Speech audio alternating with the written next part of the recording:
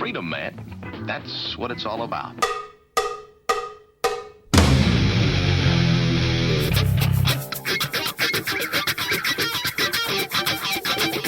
You've got to groove on freedom, like the good book says.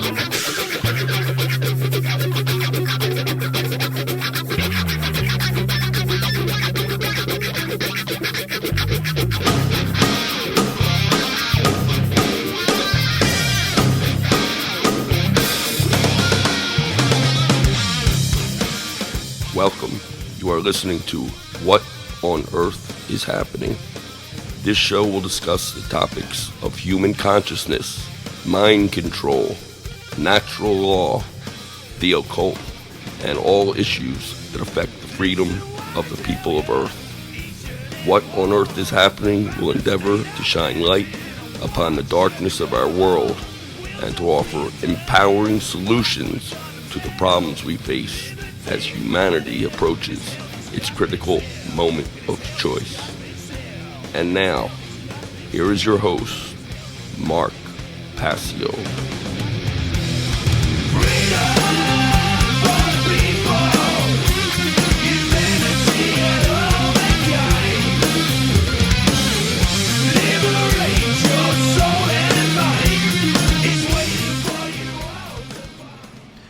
Welcome one and all, you're watching What on Earth is Happening. I'm your host, Mark Passio. My website, whatonearthishappening.com. Ladies and gentlemen, government is slavery. And here on What on Earth is Happening, we are ending slavery one mind at a time. Thank you for tuning in today. Today is Sunday, June 26th, 2022. This is episode number 259 of What on Earth is Happening, and this is the last episode of the season of What on Earth is Happening. This is the last episode for the year. For the rest of the year, starting in July, I will be teaching the How to Become the True Media 2022 seminar and focusing exclusively on that endeavor. I also have two upcoming online events that I'll be speaking at, which I'll be talking about when we do some housekeeping announcements. We have a great show lined up for you here today. I'm going to be continuing from last week's presentation, the extended version of Fear of Sacrifice in the Freedom Movement. This will be part 2 of that extended presentation, and that's coming at you in just a few minutes. Let me switch over to my laptop and go through some housekeeping announcements, and then we'll get started with the presentation. I'll also be taking calls after my formal presentation is completed today, and that will conclude the season of What on Earth is Happening for this year. Let me jump over to my laptop.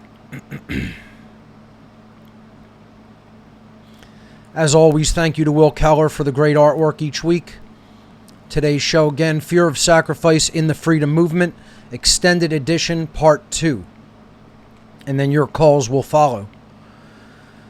This is, again, the last episode of the season on the new 6-month on, 6-month off schedule for What on Earth is Happening from January through June.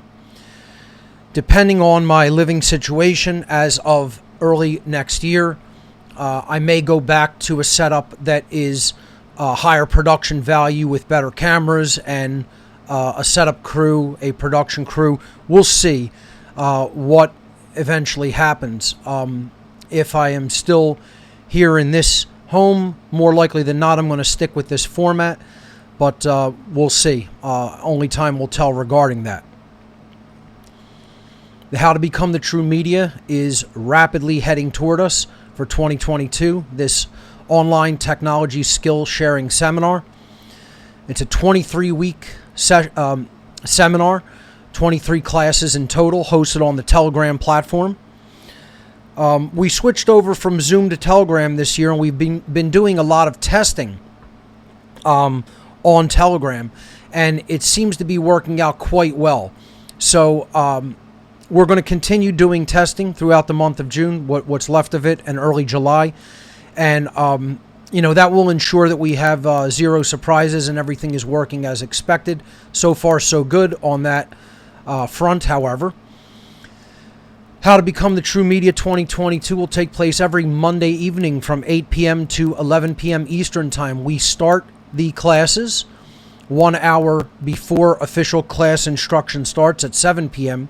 Eastern to allow enough time for all students to join the Telegram group.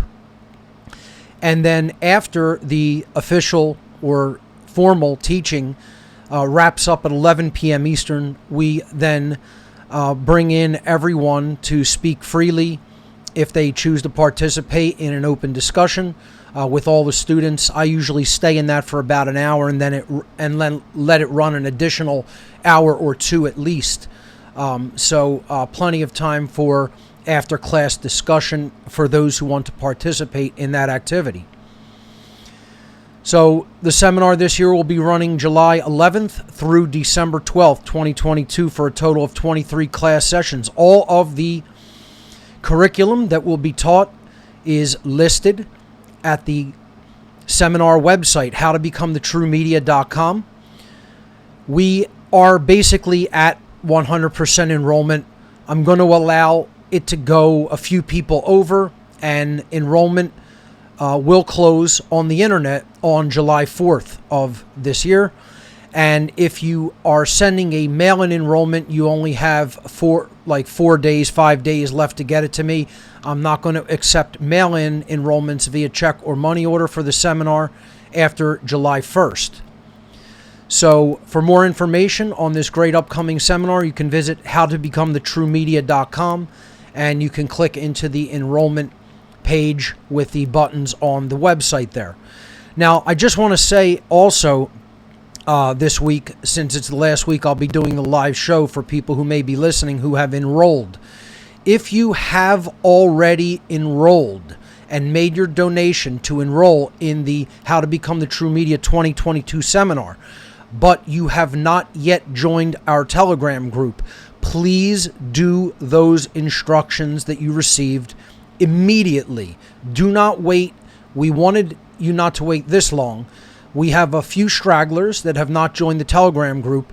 Please join it immediately. If you have problems joining our Telegram group, or if you don't know how, if you cannot follow the instructions that we sent for whatever reason, contact us immediately. We will help you to get into the Telegram group. If you don't get into the Telegram group, you cannot attend the classes.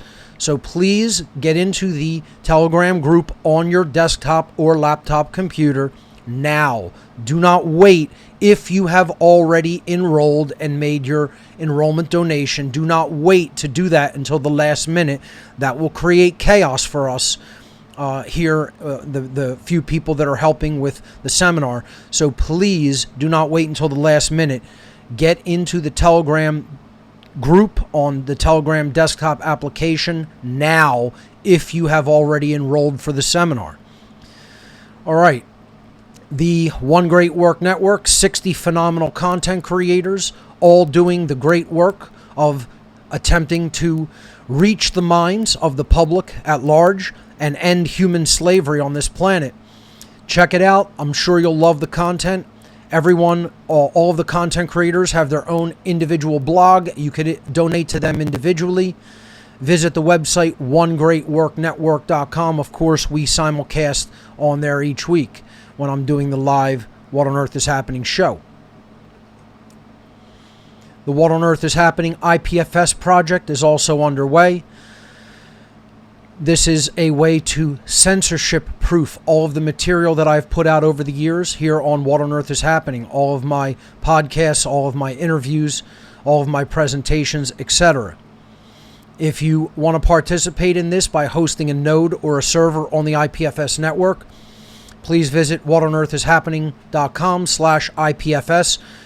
To participate in this project, you would need a home internet bandwidth of 200 megabits per second in the upstream direction. Please note this has nothing to do with the How to Become the True Media seminar. Some people were getting confused and thinking that they needed that kind of an internet connection to attend the seminar. That is not the case. This is if you want to take part in helping to censorship-proof What on Earth is Happening's information on the IPFS distributed network. If you want to do that, you do need a 200 megabit per second connection in the upload or upstream direction, and there will be equipment involved. You could visit our page on IPFS, whatonearthishappening.com/IPFS, and you could sign up on the form there to get the PDF document with all of the preliminary instructions and the list of equipment that would be needed. So check that out if you're interested in the IPFS project. 2 events coming up in the fall that I'll be taking part in. The first is Funnel 2, Freedom Under Natural Law 2 Conference, September 10th and 11th, 2022. This year it's called Convergence, Unity, Focus, and Action. An incredible list of great speakers coming at you at Freedom Under Natural Law 2, September 10th and 11th, 2022. My presentation at this conference is probably going to be on de facto Satanism. I think I'm going to do de facto Satanism at Freedom Under Natural Law 2, and then at the Shattering the Illusion conference, I'm going to give a presentation on PSYOPs. So for this great conference coming at us in the fall, visit their website, freedomundernaturallaw.com. Once again, freedomundernaturallaw.com. The Shattering the Illusion inaugural conference coming at us September 24th, 2022. This is a one-day event about natural law, true anarchy, consciousness, mind control, and the occult. Great speakers, many of whom are featured on the One Great Work Network, will be taking part in this event. Again, I will most likely be giving my presentation on psychological warfare operations, or PSYOPs, that have been running and are running now, and what to look out for, what comprises them, etc. So check out more about this great event coming up September 24th of this year at their website, shatteringtheillusion.info. Once again, shatteringtheillusion.info. We'll be taking calls more likely than not during the third hour of the broadcast today. If you want to call in with any questions or comments regarding my presentation entitled Fear of Sacrifice in the Freedom Movement, you can join us on the Discord platform where we take calls. Visit whatonearthishappening.com/Discord. That will take you into our call-in server. Or you can click on the Discord widget on the show page of whatonearthishappening.com. That will also connect you to our Discord call-in room on the What on Earth is Happening Discord server. So calls coming up almost certainly during the third hour today. If not, even before. Let's see how the presentation goes. ARC 2.0, the amazing repository of knowledge, is still available. This offer is ongoing in perpetuity. It is a 2 terabyte hard drive that you send to me, and I fill up with all of the research data that I've put together over the years, downloaded over the internet, so you don't have to do that work and you don't have to deal with the censorship that's active now. It'll all be on a drive. You can connect to any computer, a Mac, a Windows machine, a Linux machine. The drive works on all personal computers. It consists of over 26,000 audio files, over 9,500 books, and over 3,400 videos. This is a free offer. I only ask when you take me up on the offer that you include a donation for my time and effort, not for the information.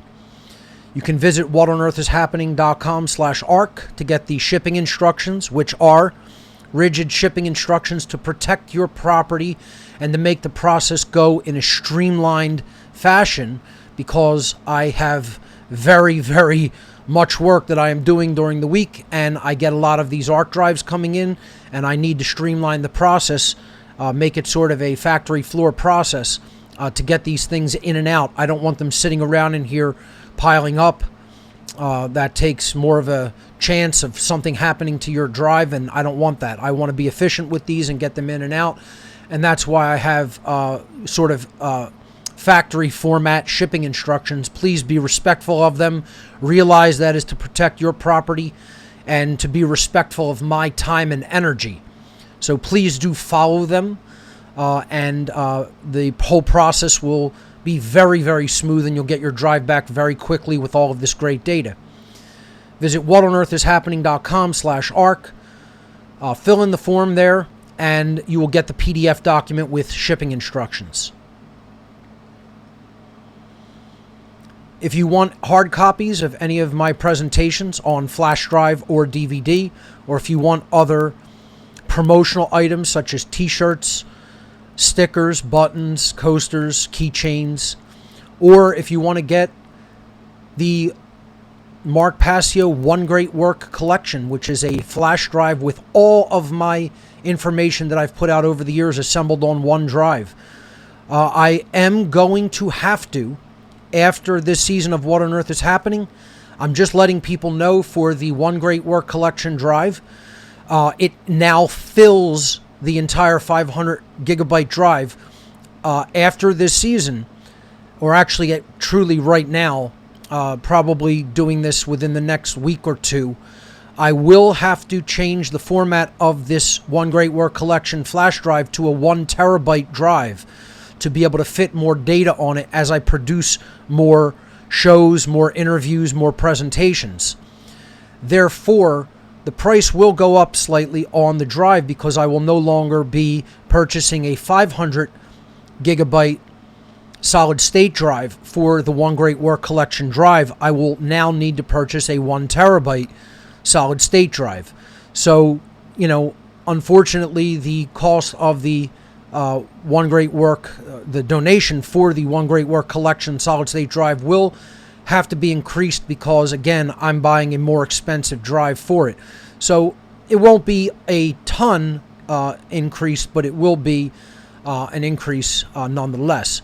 So, right now that's a 500 gigabyte drive, and you can get that at What on Earth is Happening donation gifts. The URL for that site, gifts.whatonearthishappening.com.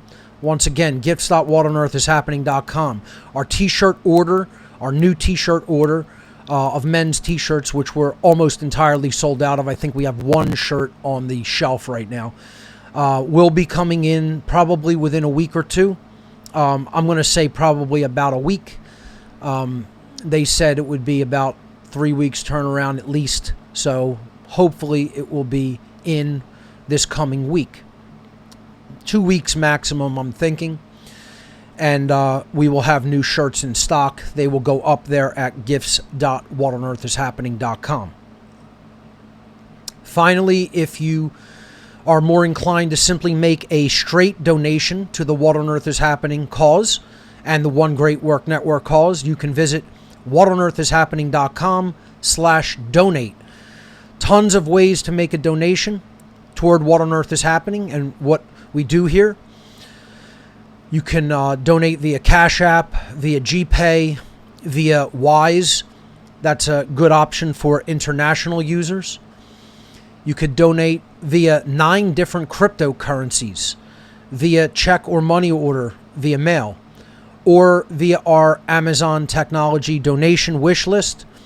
And again, that is still clean. There's nothing on there.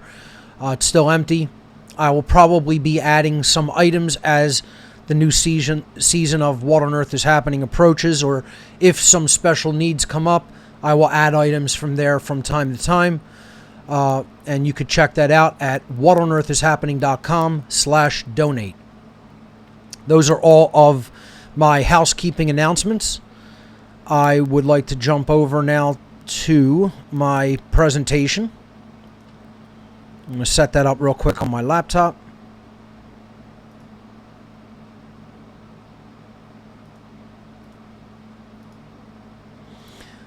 All right, and for the formal presentation segment of today's broadcast, you will not see me. I'll be going full screen with my slides since they are in HD 16:9 aspect ratio.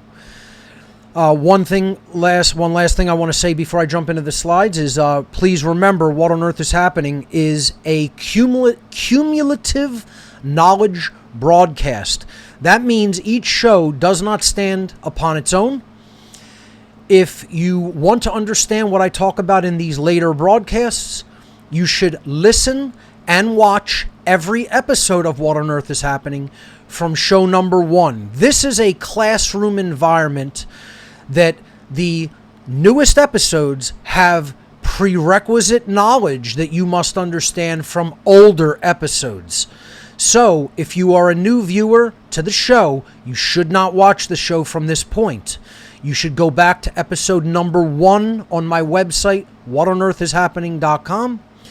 Click the podcast tab or the podcast button, and you should listen from show number 1. The show transitions over to a video show at episode 197, where you can then start watching the show.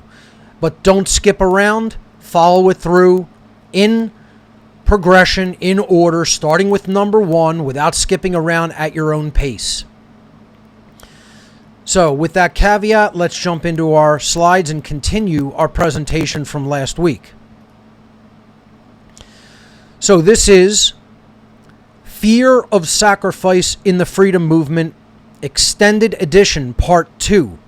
Last week we ended on this slide.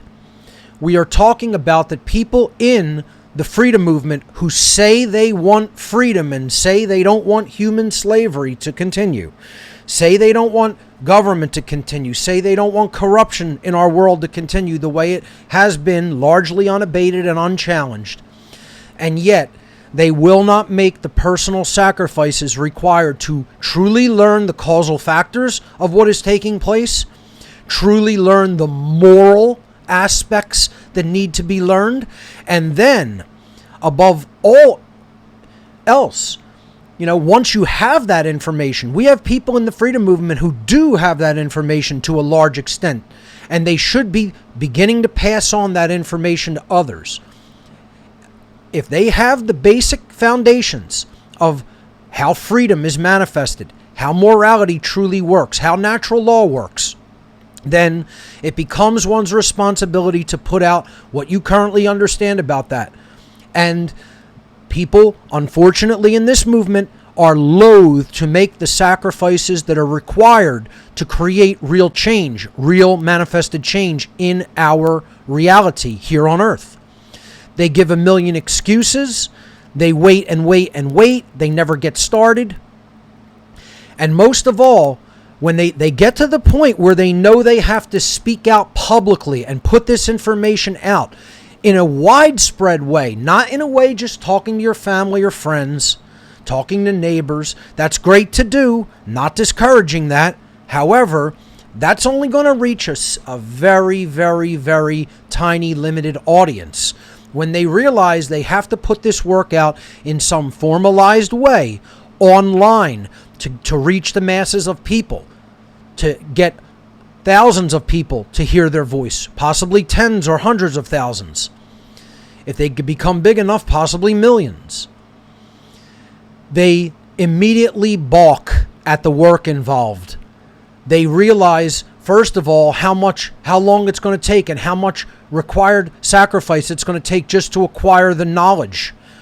And then when they look at the skill sets that they're going to have to learn to become involved in really becoming the new media, in putting this information out online, in a podcast, in a video show, with documentaries, or even writing books, or doing audio lectures, or doing formalized presentations that they could deliver online or in person. They look at those skill sets and 90% or greater give up immediately because something in them is broken, something in them has been told, and they've bought the bill of goods that's been sold to them, that they're not good enough, they're not intelligent enough, they won't be able to do it, they won't be able to learn it. It's a huge crock of shit. It's an absolute lie that people are buying. Unless you have some handicap, disability, mental disability, etc., most human beings that are able-bodied are able to do this, are able to learn how to do this. Does it take effort? Yes, it does. Does it take time? Yes, it does. Does it take focus? Yes, it does. They won't sacrifice what they have to sacrifice to get it done. And therefore, they're not acting rightly, and therefore, society never truly really changes for the better. And they don't understand they're causing that. They're the problem. They're the ones who are keeping society the way it is by not speaking out. It's your obligation, it's your moral obligation to morally educate your fellow human being, to attempt to morally educate your fellow human being. Hey, if they're at the point where they absolutely refuse this knowledge, and guess what? People can be turned around even in this late hour. The brain is very plastic. The mind, the worldview, it is plastic. It has plasticity to it. That doesn't mean it's literally plastic. It means it is capable of greatly changing. It is morphable. It can be shaped. It can be molded. It can be influenced. It can be raised to a higher consciousness through knowledge. It is possible. Is it hard work? Yes, it is hard work. Not going to lie to you. Not going to blow smoke up your ass. But if you don't start, you'll never get the effort moving. If you don't make the required sacrifices of your time, of your energy, of your effort, of your focus and your attention and learning, you're never going to make strides and get moving and get up off your ass and start doing the great work. And this is what I've been hammering on since day one here on What on Earth is Happening. And I'm not going to stop hammering on it. Action is of ultimate importance and significance. Action. It's not just about what you know. It's not about your intentions. Intentions are meaningless without right action behind them.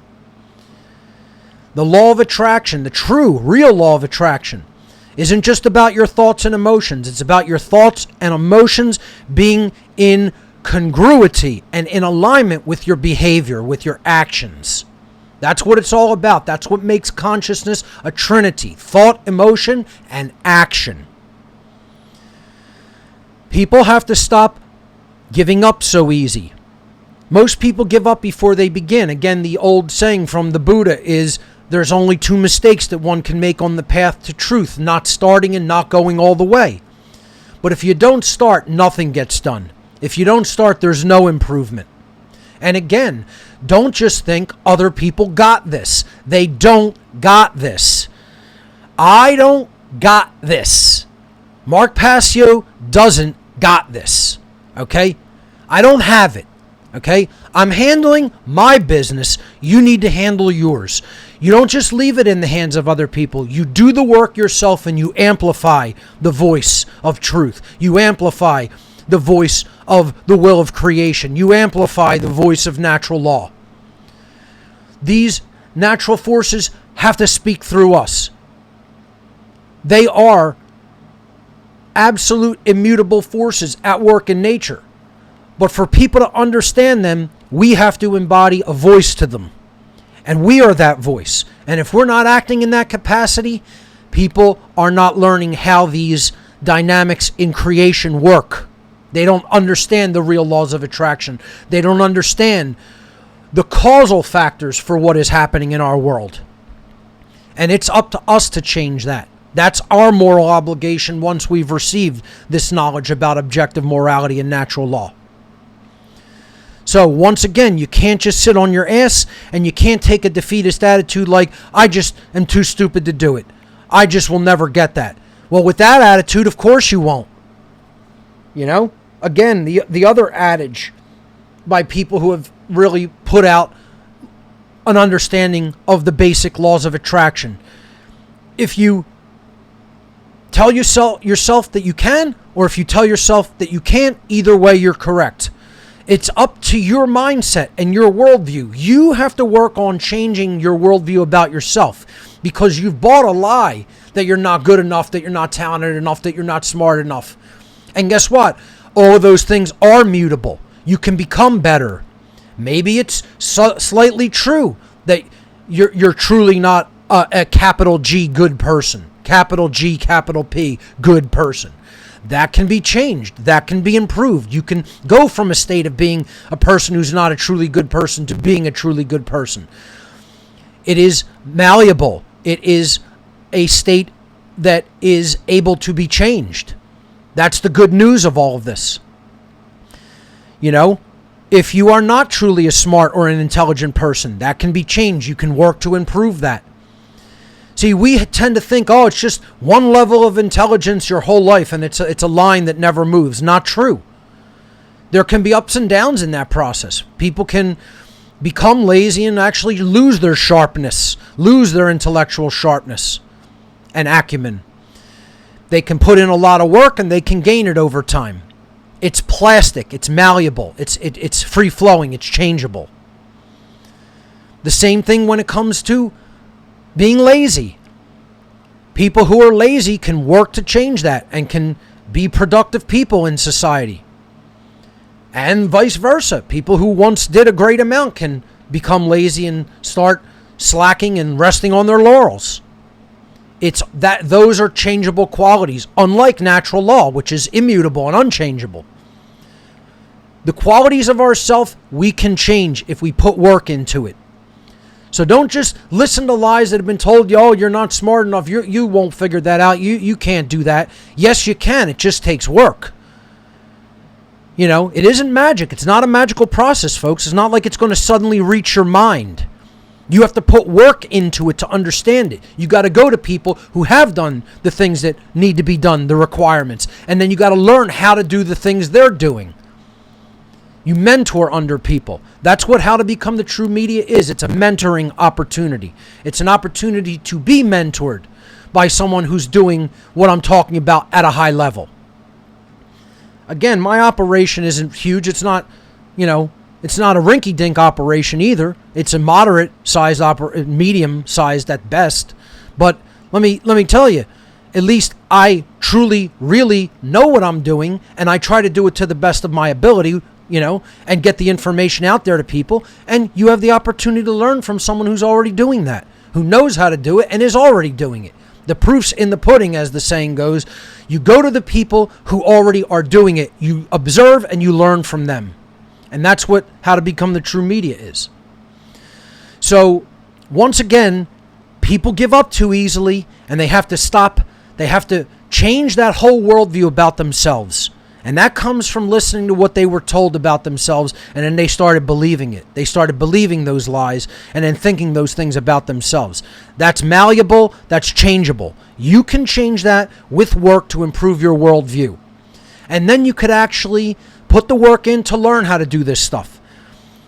Is it totally easy? No, there's a learning curve to it. It requires effort. It's not a totally automatic process. You got to put the time in. You got to make the sacrifice of your time and attention and focus, and you got to put those things toward the end result. You got to put those things toward your goal. There's requirements toward the goal. It's not a magical automated process. If you believe that, you've been listening to too much New Age bullshit. If you believe it's just automatic. No, people don't get smarter automatically. People are not educated automatically. It requires putting the work out there. It requires speaking out publicly. It requires you understanding the publishing and communication technologies to do that, and then doing it. And that requires work. That's effort. Okay? So let's understand how it works in reality, not some New Age bullshit guru telling you, oh, all these things are just automated processes of evolution. No, they're not. They're matters of free will and willpower. Let's get that straight. They're matters of free will and willpower. What will you choose to do, and will you power it through? Will you power through it? Will you keep going? Okay, it's not just about starting things, it's about pushing through to completion. That's willpower that needs to be developed.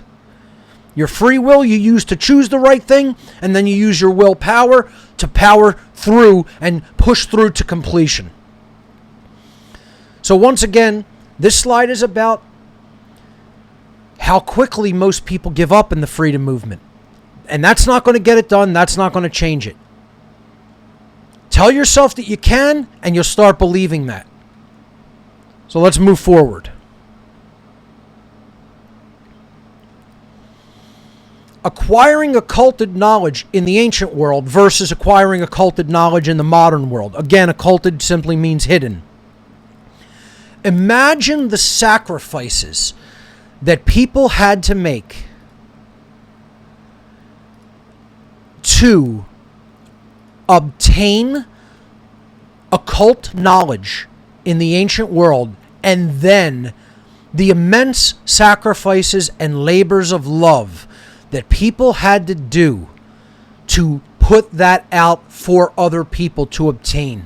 Whether they spoke to them in person at every opportunity, or whether they painstakingly wrote or copied handwritten information on scrolls, papyrus scrolls in many instances, and then attempted to preserve them, and in some cases distribute them. Most people couldn't read or write. It was almost reserved for the select few that actually obtained the ability to read and write. Again, some people obviously could, a portion of the population, but, in many ancient societies, there were free and slave classes, and the slaves were forbidden from even reading. It would have been punishable by death for some of them to even obtain information like this in some of the most draconian societies of the ancient world. So imagine people braved torture. They braved death to not only acquire this information, but to bring it forward and distribute it through ancient mystery tradition societies and fraternal brotherhoods and orders.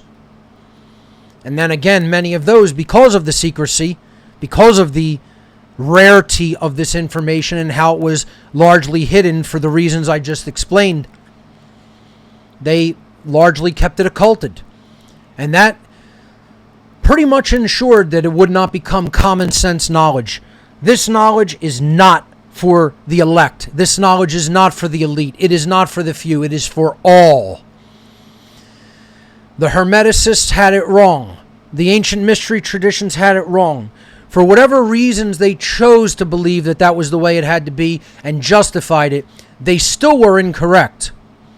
And I take umbrage with their approach. And I say, yes, I do know better. And I say, yes, you did make a mistake. Yes, you were incorrect.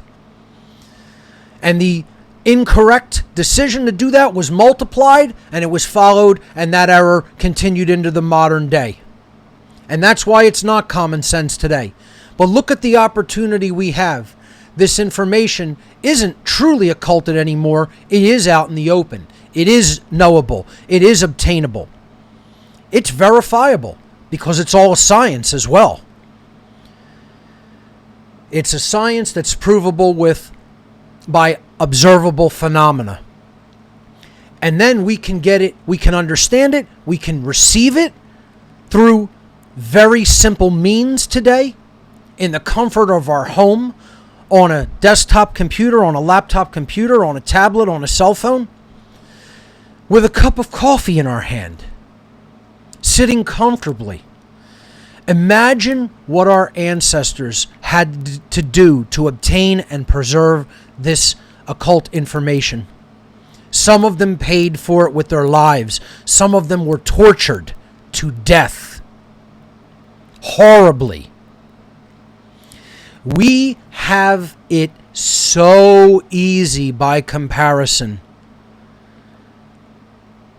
There is no excuse or justification for people not learning this and then not putting it back out there for others. It's your moral obligation in today's society. It's not just something that you have a free will right to choose. When slavery is present, it is a moral obligation to understand objective morality and teach it to others. Otherwise, you're part of the problem that continues on and on. You're part of allowing it to stay in our society and grow unabated and unchallenged. When there is absolutely no excuse because the data is easily available, it is available in so many different formats, regardless of what way you prefer to take the information in that works best for you.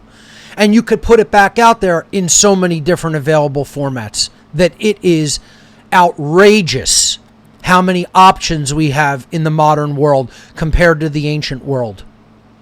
There is absolutely zero excuse for anyone that refuses to make the simple sacrifices. They may be difficult to implement in your life, but they're very simple to see what they are, and they're simple to choose if you truly understand what your moral obligation is to do.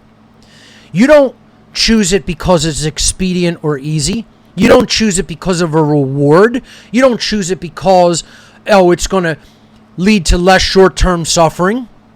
You choose it because it's the right thing to choose. That's the only thing that people truly have to take into consideration when it comes to matters of conscience. You don't justify not doing it. You don't choose it because of something that's in it for you. Those things don't even enter into my decision making. You choose something because it's right. If you want to consider yourself a good person. Otherwise, stop lying to yourself about being a good person. Tell yourself the truth. You're not a good person. You can become a good person. This is one of the absolute definitive characteristics of what it means to be a good person, is that you've taken the knowledge in that comprises conscience, the knowledge of objective morality of whether any given behavior in question is a moral right for you or anyone else to perform because it does not initiate harm to other sentient beings, or if it is an immoral behavior because it does initiate harm to other sentient beings. Conscience is the definitive knowledge of the objective difference between those two forms of behavior, morally right behavior and morally wrong behavior. It is your moral obligation to learn that. And then it is one's moral obligation for all who still do not know that to teach that to them, whether they want to hear it or not, because not doing that is allowing harm to continue in society unchecked. It's a passive version of actively watching violence take place against someone else and doing nothing to attempt to stop it.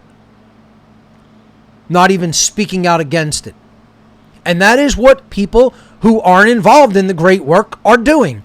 They're sitting back, they're sitting on their ass, they're watching violence take place, they're watching slavery take place, and they're not even saying anything about it, let alone doing anything about it. And then in the very next breath, they want to come forward and claim that they're a good person. Liar. Absolute liars. Stop lying to me. Stop lying to everybody else. And most of all, stop lying to yourself. That's not what a good person is. That's not what a good person does. And this point will continue to be hammered upon relentlessly. It's one of the only things people have to really begin to truly understand. Because if you're not doing this work, don't call yourself a good person. Tell yourself the truth. Obey the very first occult maxim, occult dictate, whatever you want to call it, the first rule of initiation into the occult world. The initiate is told, do not lie to yourself. Ask yourself the question honestly and answer the question honestly. Are you lying to yourself about yourself being a good person? Because are you sitting back in silence because of whatever selfish concerns that you have, whatever selfish reasons and selfish motivations that you have in your mind that you will not let go of, that prevent you from stopping putting this information back out there for other people? If you're not speaking out publicly, do not lie to yourself that you're a good person. You can do good things, but if you are a person who has the moral character, or I should say the absence of moral character, that you recognize violence, coercion, duress, and slavery are taking place in your midst, and you sit there silently because Oh, I got to worry about making money at my job. Oh, I have kids. Oh, I have this. I need to attend to this. I need to attend to that. You're an excuse maker. I don't care. And it doesn't matter. And the universe doesn't care, quite frankly. What excuses and justifications you make for sitting in silence publicly when slavery and violence are all around you. Don't call yourself a good person. Stop lying to me. Stop lying to everybody else. Stop lying to yourself. You're a liar. You're a liar. And you got to sit in the mirror. You got to sit down, look in the mirror, and say, I'm a liar. Number one. And just stop lying. Even if you don't do anything else, stop lying to yourself and others. You have to stop calling yourself a good person. A good person doesn't act like that. A good person doesn't do that. You need to just say, I'm not a good person. However, the next thing you need to say to yourself in the mirror is, but I can become a good person. I can stop being a bad person and I can become a good one. Because I can speak out and add to the chorus of the voice of truth. I can add to the voice of morality.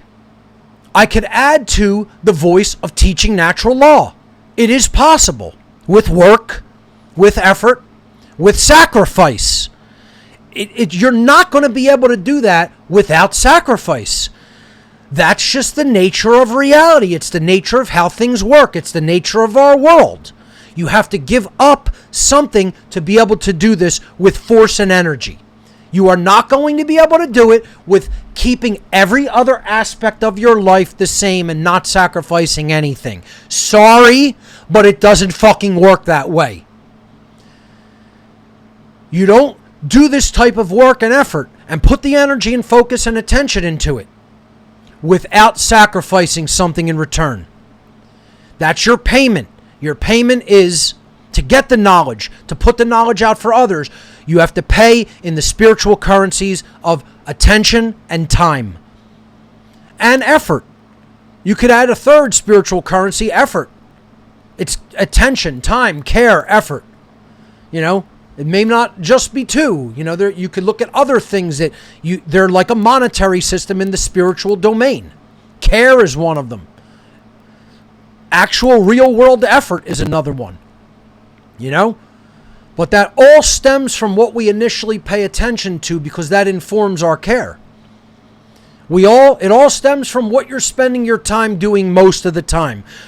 Ask yourself, is most of the time you spend focusing on selfish efforts and concerns? And the answer for most people is absolutely. That's what they do most of the time.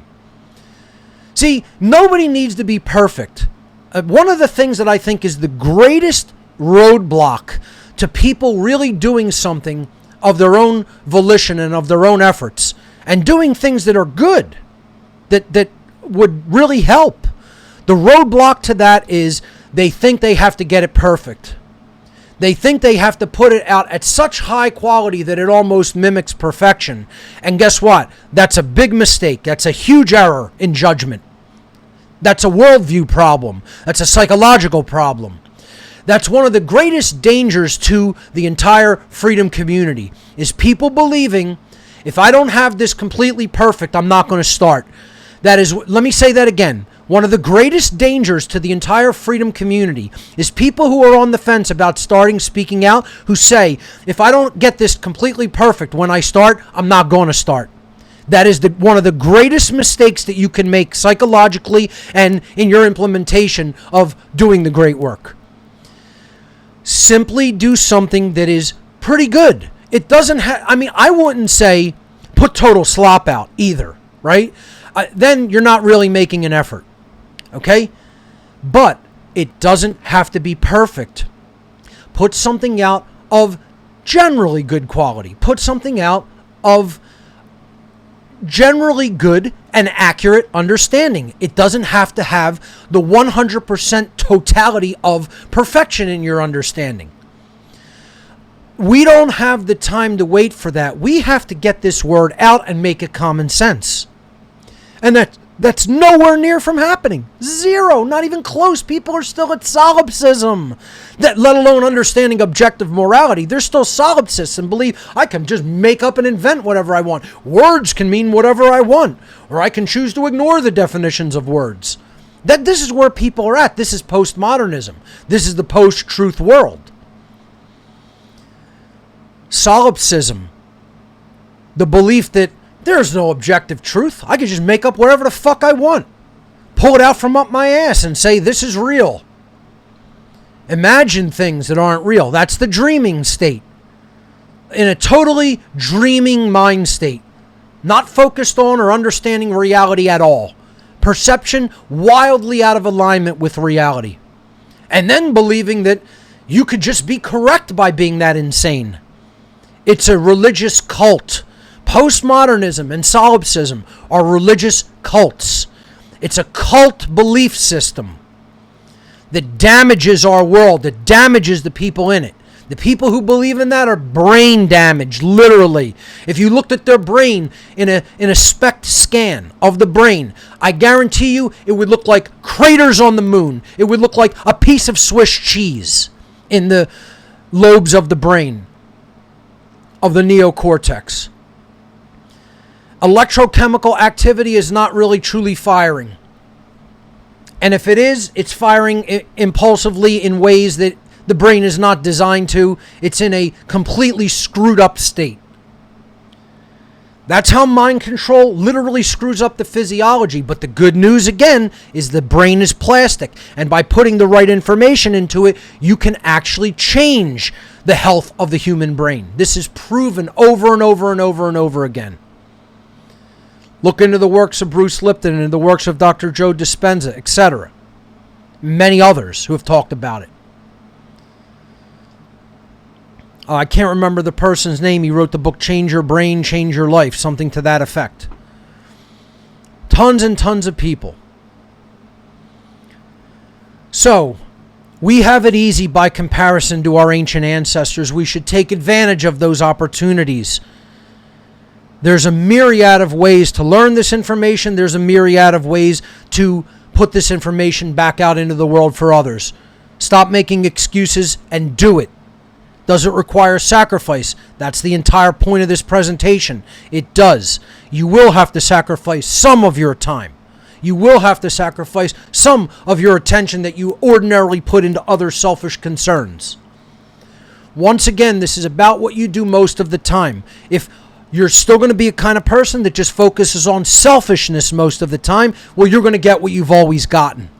You want to be the kind of person, okay, when I need to, I focus on selfish concerns. I don't want to, not have a place to live. I don't want to have any money to pay bills and to eat. Of course, I'm going to focus on that for a small amount of time. I don't sit there continuously thinking about these things. I'm making the effort most of the time to do the great work. Even when I take downtime, I'm still refining my understanding. I'm still refining my rhetoric, exploring new things and different ways that people have expressed this philosophically. I never stop doing that. Nor should you. And then put it back out there into the world. If you focus on getting this information out there most of the time, whether you're talking to somebody, whether you're going to go do it online, whether you're going to make a film, etc., or a podcast, then you're in the pocket, then you're in the slipstream, then you're doing the great work. You're contributing to the great work. If most of the time all you're focusing on is your selfish concerns, that's what Satanism is. And that's not helping anybody. I just really hope in this extended format these things are getting through to people. They need to get through to people. People need to understand them in their totality, in their fullness.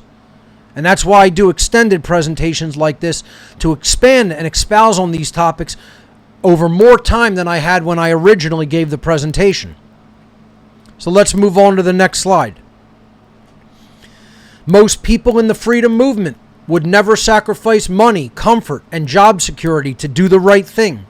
Once again, if you're going to choose expediency in life, if you're going to choose what makes you comfortable, if you're going to choose money, mammon, If those are going to be your gods, and once again, I'm not saying be so destitute and poor that you cannot even procure any equipment to do any of this. Clearly, you got to tend to physical needs and then at least have a little bit of surplus to be able to purchase a piece of equipment to be able to put media together on. Okay? These are real world concerns. Once again, we're not talking about that. We're talking about people will not make the sacrifice required. They only want to focus on those self-oriented things. They only want to focus on the things they need to do for themselves on a daily basis. They never sacrifice to make any time. They never sacrifice a little bit of money. How many people out there still don't have computers because they won't put away $20, $30 a week? And I know everybody will make excuses. Oh, I can't afford anything. You could afford to put money aside to save up to buy a relatively cheap laptop.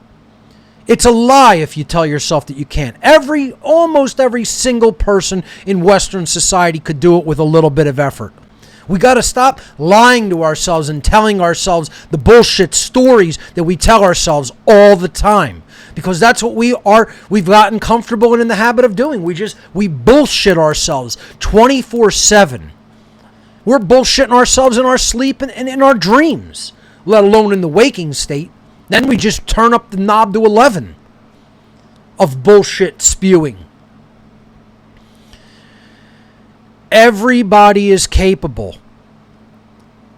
They don't understand how to sacrifice something. You might not be able to go out 2 nights a week. Go out 1 night a week. Sacrifice that. Stop paying for your cable TV for a while. Sacrifice that. There's a million different ways that you can save a little bit each month, put it aside, go out and get a decent piece of equipment. It's not that hard. It's a matter of discipline. It's a matter of making the effort and sacrificing something. Looking at what you're doing with resources and then saying, this isn't really truly necessary in perpetuity. I can stop it for 6 months until I save up some money to get the laptop that I want to get to produce media on, or to get the desktop machine that I want to get to produce media on.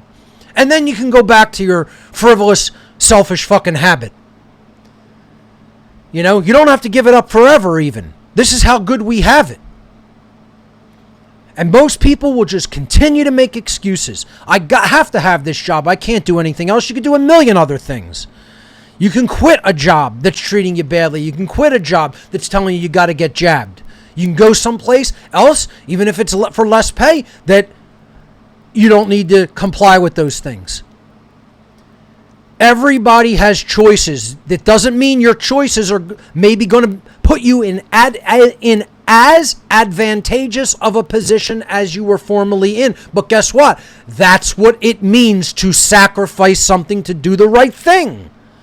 See, nobody wants to hear this. Everybody wants to hear you can keep every single thing that you have and you could still truly, really be a good person and you're really on the team and you're really on the good guy's side. Bullshit. Bullshit. And the people who are telling people that, you're not helping. You're fucking hurting the cause. You're hurting the effort long term. And people will tell people this bullshit lie because they want them to like them. They want the numbers. They want the donations. And like I said, get as offended about what I say and throughout my presentations as you want. I'm still going to say what's true. I'm not going to say what you want to hear. You get offended by it, shut it the fuck off. Nobody needs you listening to Mark Passio. I'm saying what's true, whether you want to hear it or not. And that's why I'm the real deal and other people are absolute frauds. Because they'll blow smoke up your ass, they'll tell you what you want to hear to keep you happy, to keep you donating to them. I don't give a fuck about whether I ever receive a penny from any human being. I'm saying what's true. Get as offended as you like. So, again, to do the right thing requires sacrificing comfort, We talked about all the things that's required. It's a sacrifice of our time and attention. It's a sacrifice of our selfish concerns. And then ultimately, when it comes to action or refusing action that is being forced upon you under duress, you have to sacrifice comfort at some point. That's when the action stage comes in. You have to sacrifice comfort. Personal comfort has to be sacrificed. We made the chart, the flow chart. If you're going to get what you really need to create true freedom from the hole that we're dug into. See, previous generations kept digging this hole, right? It's not entirely the current generations who are alive's fault, quote unquote, but we're continuing to dig in almost every instance. And then that's making it worse for future generations. Stop digging the hole deeper. Let's start climbing out of it. There's effort and sacrifice based on all the past generations digging the hole deeper and deeper and deeper. Yes, it's going to require sacrifice of our personal comfort at this point. It doesn't necessarily have to be that way if you don't keep ignoring things and let all of the smaller problems build up into a huge mess. This is why stay on top of things, be vigilant, keep doing it, make small sacrifices. They won't have to turn into sacrificing one's life, which is where we're headed. That's where we're ultimately headed, that it's going to require the ultimate sacrifice to get out of the hole. And again, no one really wants to see that because subconsciously you know how violent that will get. You know how unbelievably barbaric and brutal that will be, especially with modern weapons of war. And hey, I say if that's the only option on the table, you still have to take it. You don't just capitulate. Even if it's an effort that you know can't even yield total success. Make them win a Pyrrhic victory then, But don't hand it to them on a platter with no consequence. That's always the wrong thing to do. And that's what we're largely doing by not making the sacrifices that are required of ourselves to do the great work.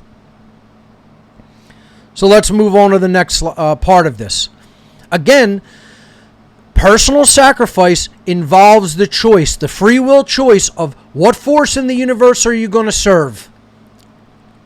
You're going to serve the god Mammon, money, the god of this world. You're going to serve the true God of creation, the God of natural law, the God of morality. The Mammon force, the god of this world, the satanic force, the adversary, the opposer, whatever you want to call it. You can call it a million things. That's the involutionary force. That's the force that stops evolution, that stagnates human progress and consciousness. Dissolution, chaos.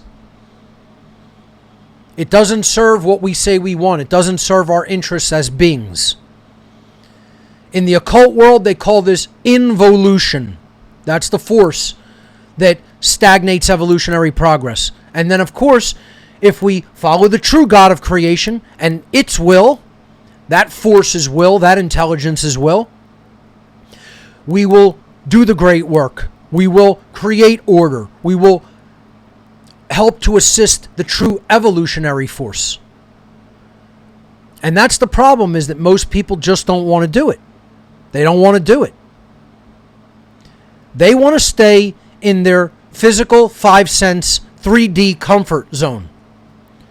And once again, doing this you may not be able to stay in that zone. You may have to sacrifice personal comfort. I would say at this point, we do have to sacrifice personal comfort. Because if personal comfort is all you care about, you're not serving the force of creation. The force of creation isn't saying do the right thing only when it's expedient for you, only when it's easy for you, only when it's going to yield rewards for you. Hell, anybody could do that. There's no work in that. There's no effort in that. That's the entirety of the point. Doing the right thing is not always the easy thing to do. It's simply the right thing to do, and it requires sacrifice and effort. And we're still not understanding this.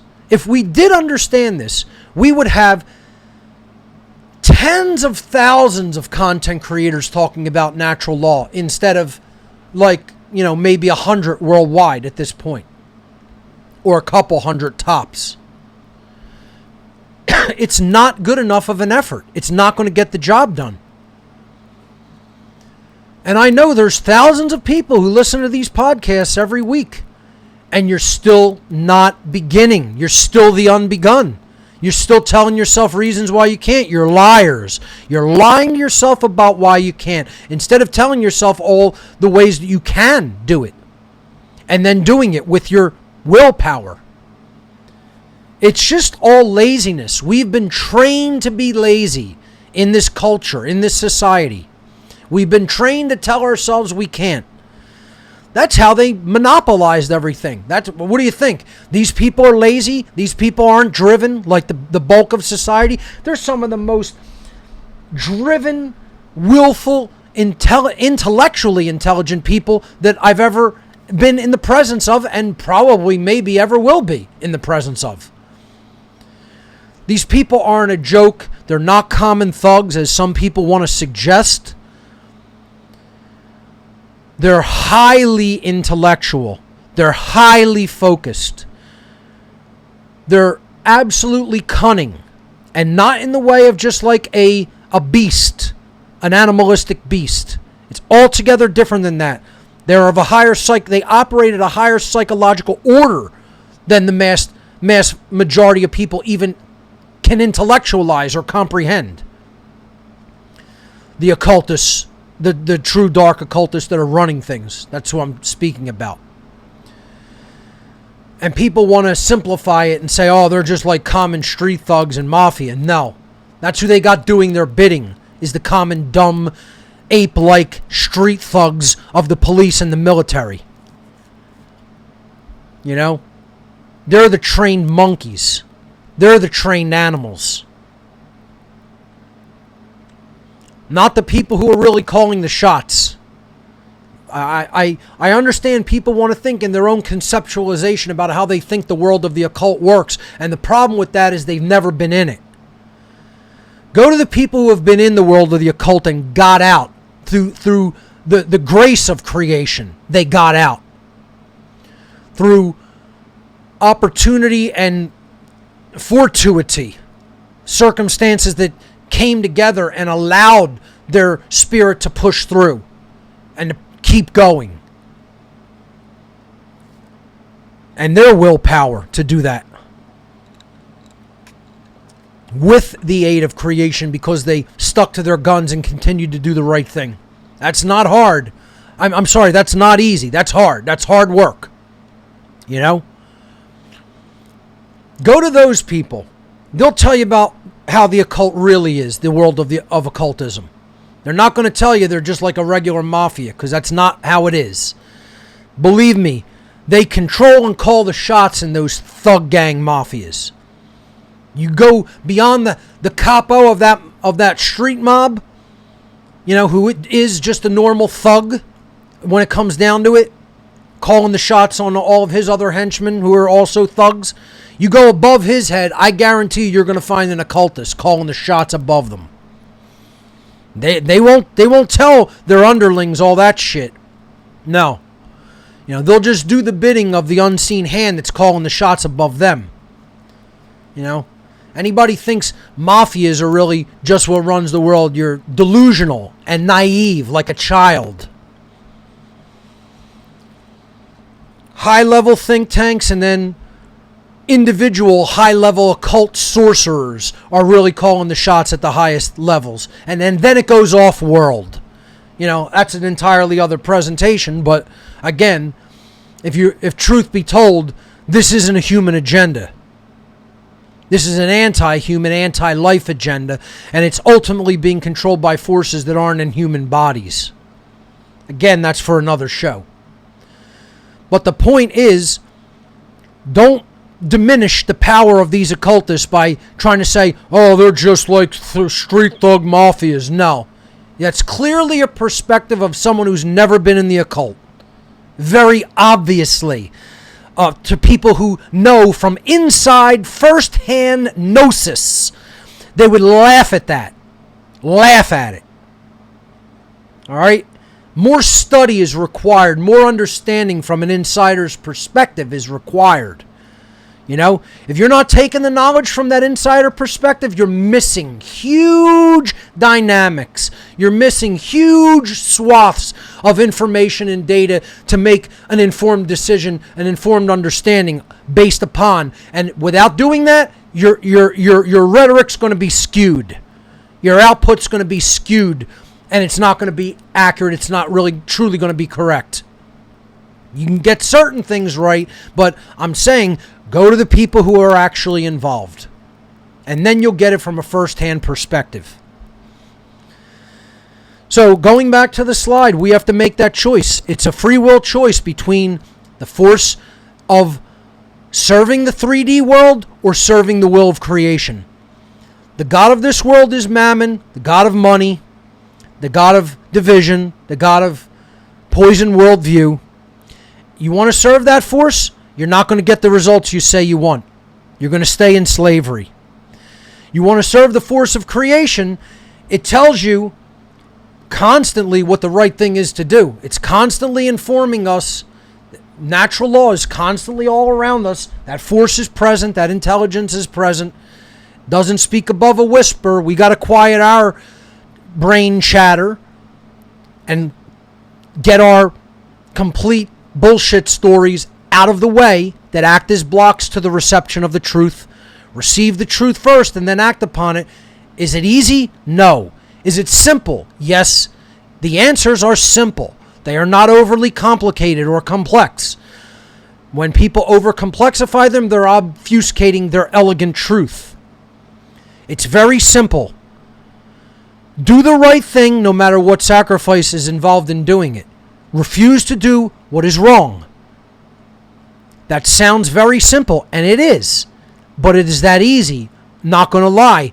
In the hole we have dug into and has been dug into for us. We have been dug into the hole by previous generations, and this generation and the ones around this generation are continuing to dig it deeper. It's not easy. It requires effort. It requires willpower. It requires sacrifice. You got to make the decision to simply make those sacrifices, and then long term, you will get what you say you want. Short term, there may be suffering. Short term, sacrifice is going to be required. You're not going to have the level of personal comfort that you want to have. You got to power through that. And then long term, creation is going to give us what we say we want. That's going to be the long term manifestation. When we make the proper required sacrifices of our time, of our energy, of our effort, of our attention, of our care, of our personal comfort, of our selfish concerns.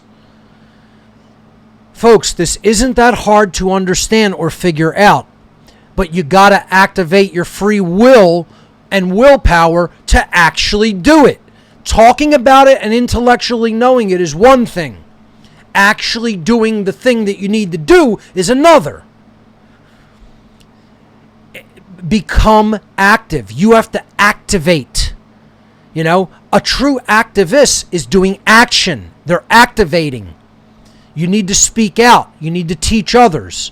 It's not just about saying you want the result. Of course you want the result.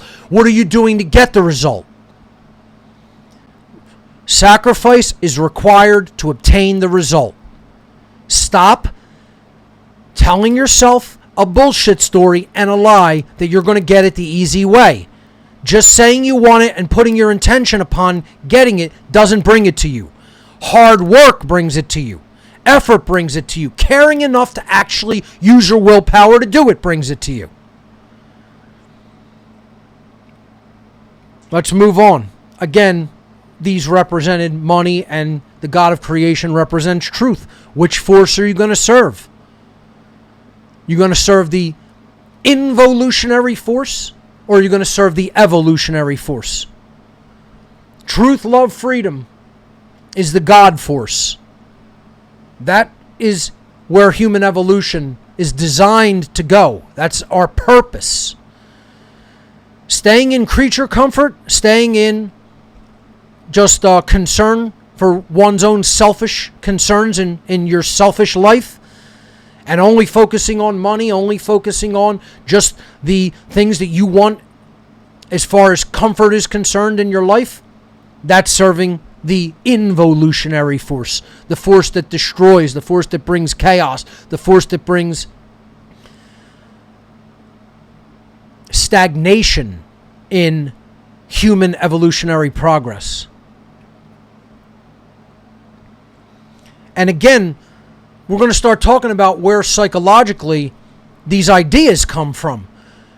Where does psychologically the idea that we can get something for nothing, psychologically the idea that sacrifice isn't required, where does the idea psychologically that, oh, this is supposed to be some fun party, religion, the New Age movement, etc. And psyops, we'll talk about this. Far too many people in the freedom movement erroneously expect the work of ending human slavery to be comfortable, non-confrontational, and fun. And once again, I'm not saying lose your sense of humor. I'm not saying be a miserable bitch all day. Okay? No one's saying that. You can inject some humor into things. You could take a creative approach that can make it somewhat amicable and somewhat fun.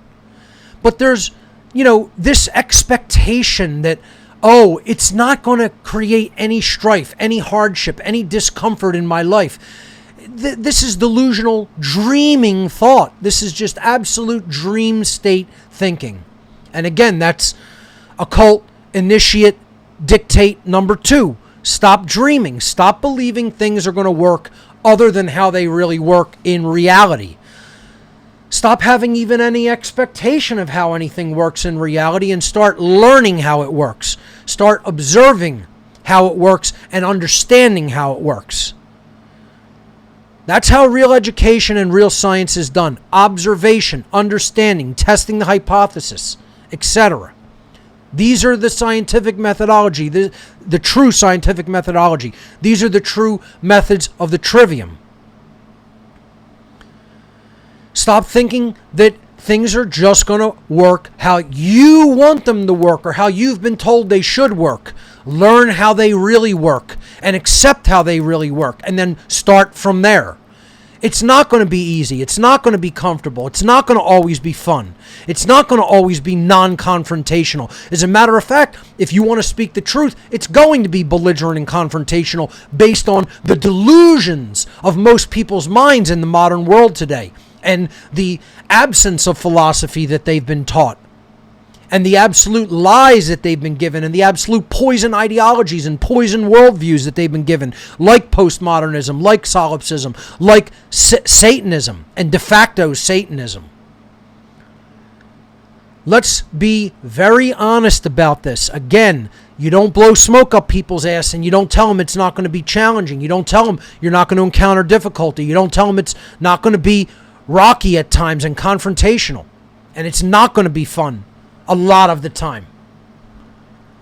Again, if you go into doing this work and it ends up being, a good experience, that's an added bonus. Wonderful. I'm saying you don't go into it with expectations that it's going to be that. You got to power through even if it is difficult. You got to power through even if it isn't fun. You got to power through even if you end up being, as I kind of am and have been for a while, somewhat bitter with kind of a chip on your shoulder about how few people want to help. That's just how it is. It doesn't mean I gave up. It doesn't mean I stopped. I redoubled my effort. I changed it. I modified it a little. I took slightly different approaches that I feel are going to be more efficient and optimal. You go back to the drawing board if you have to, but you don't stop. You see? I could still be that bitter man with a chip on my shoulder, and hey, a lot of days I am. But that doesn't mean I stop the work. That doesn't mean I stop the effort. That doesn't mean I give up and lay down and take it. That's the difference between a person who's truly driven and a person who easily gives up and or never starts. You got to push through to completion with willpower. You got to develop that. You know, the problem is a lot of people, it's going to be extra difficult because they're like these children that are like, it's like little naive children wearing those party hats in that front image there that are like, and it's still in a 2-year-old state that like, I just want everything for free, provided for me by mommy and daddy. I don't have to really want to work for anything. They have no work ethic. They have no willpower. They have no real intelligence. They're naive. They haven't really built their psychological state into true adulthood, into true cosmic and true psychological and philosophical adulthood. They're still thinking in magical terms, like I can want something and it will magically be given to me. That's not how reality works. That's not how the universe we live in works. It requires sacrifice and effort. It requires your time and attention. It requires you putting the work in. It requires you never giving up, persistence. In some cases, it requires a lot of patience. Things are very, very, very slowly changing, and some people are coming on to these ideas in the modern world, but it's not fast enough. If we're going to avert disaster, the pace has to accelerate. And it's only going to accelerate when more people do the work. But we have to stop being naive little children and cowards. You know, the guy on the right doesn't want any confrontation. Thinks it's going to be all, you know, okay, I'll back off as soon as somebody says, oh, I don't want to hear that. No, I'm not going to back off. What I'm saying is true. I have the answer correct. I've studied it and analyzed it infinitely more than almost every human being who is alive on the planet at the time, right now. And if you don't like me saying that and being honest about it, I don't give a shit. That's true. And I definitively arrived at the correct answer through solid scientific methodology. And I've explained how that works. I put a documentary out explaining the basic dynamics of how that works. If you want to learn more about it, you can study the Trivium process in depth. Tons of books on it now. Tons of lectures on it now.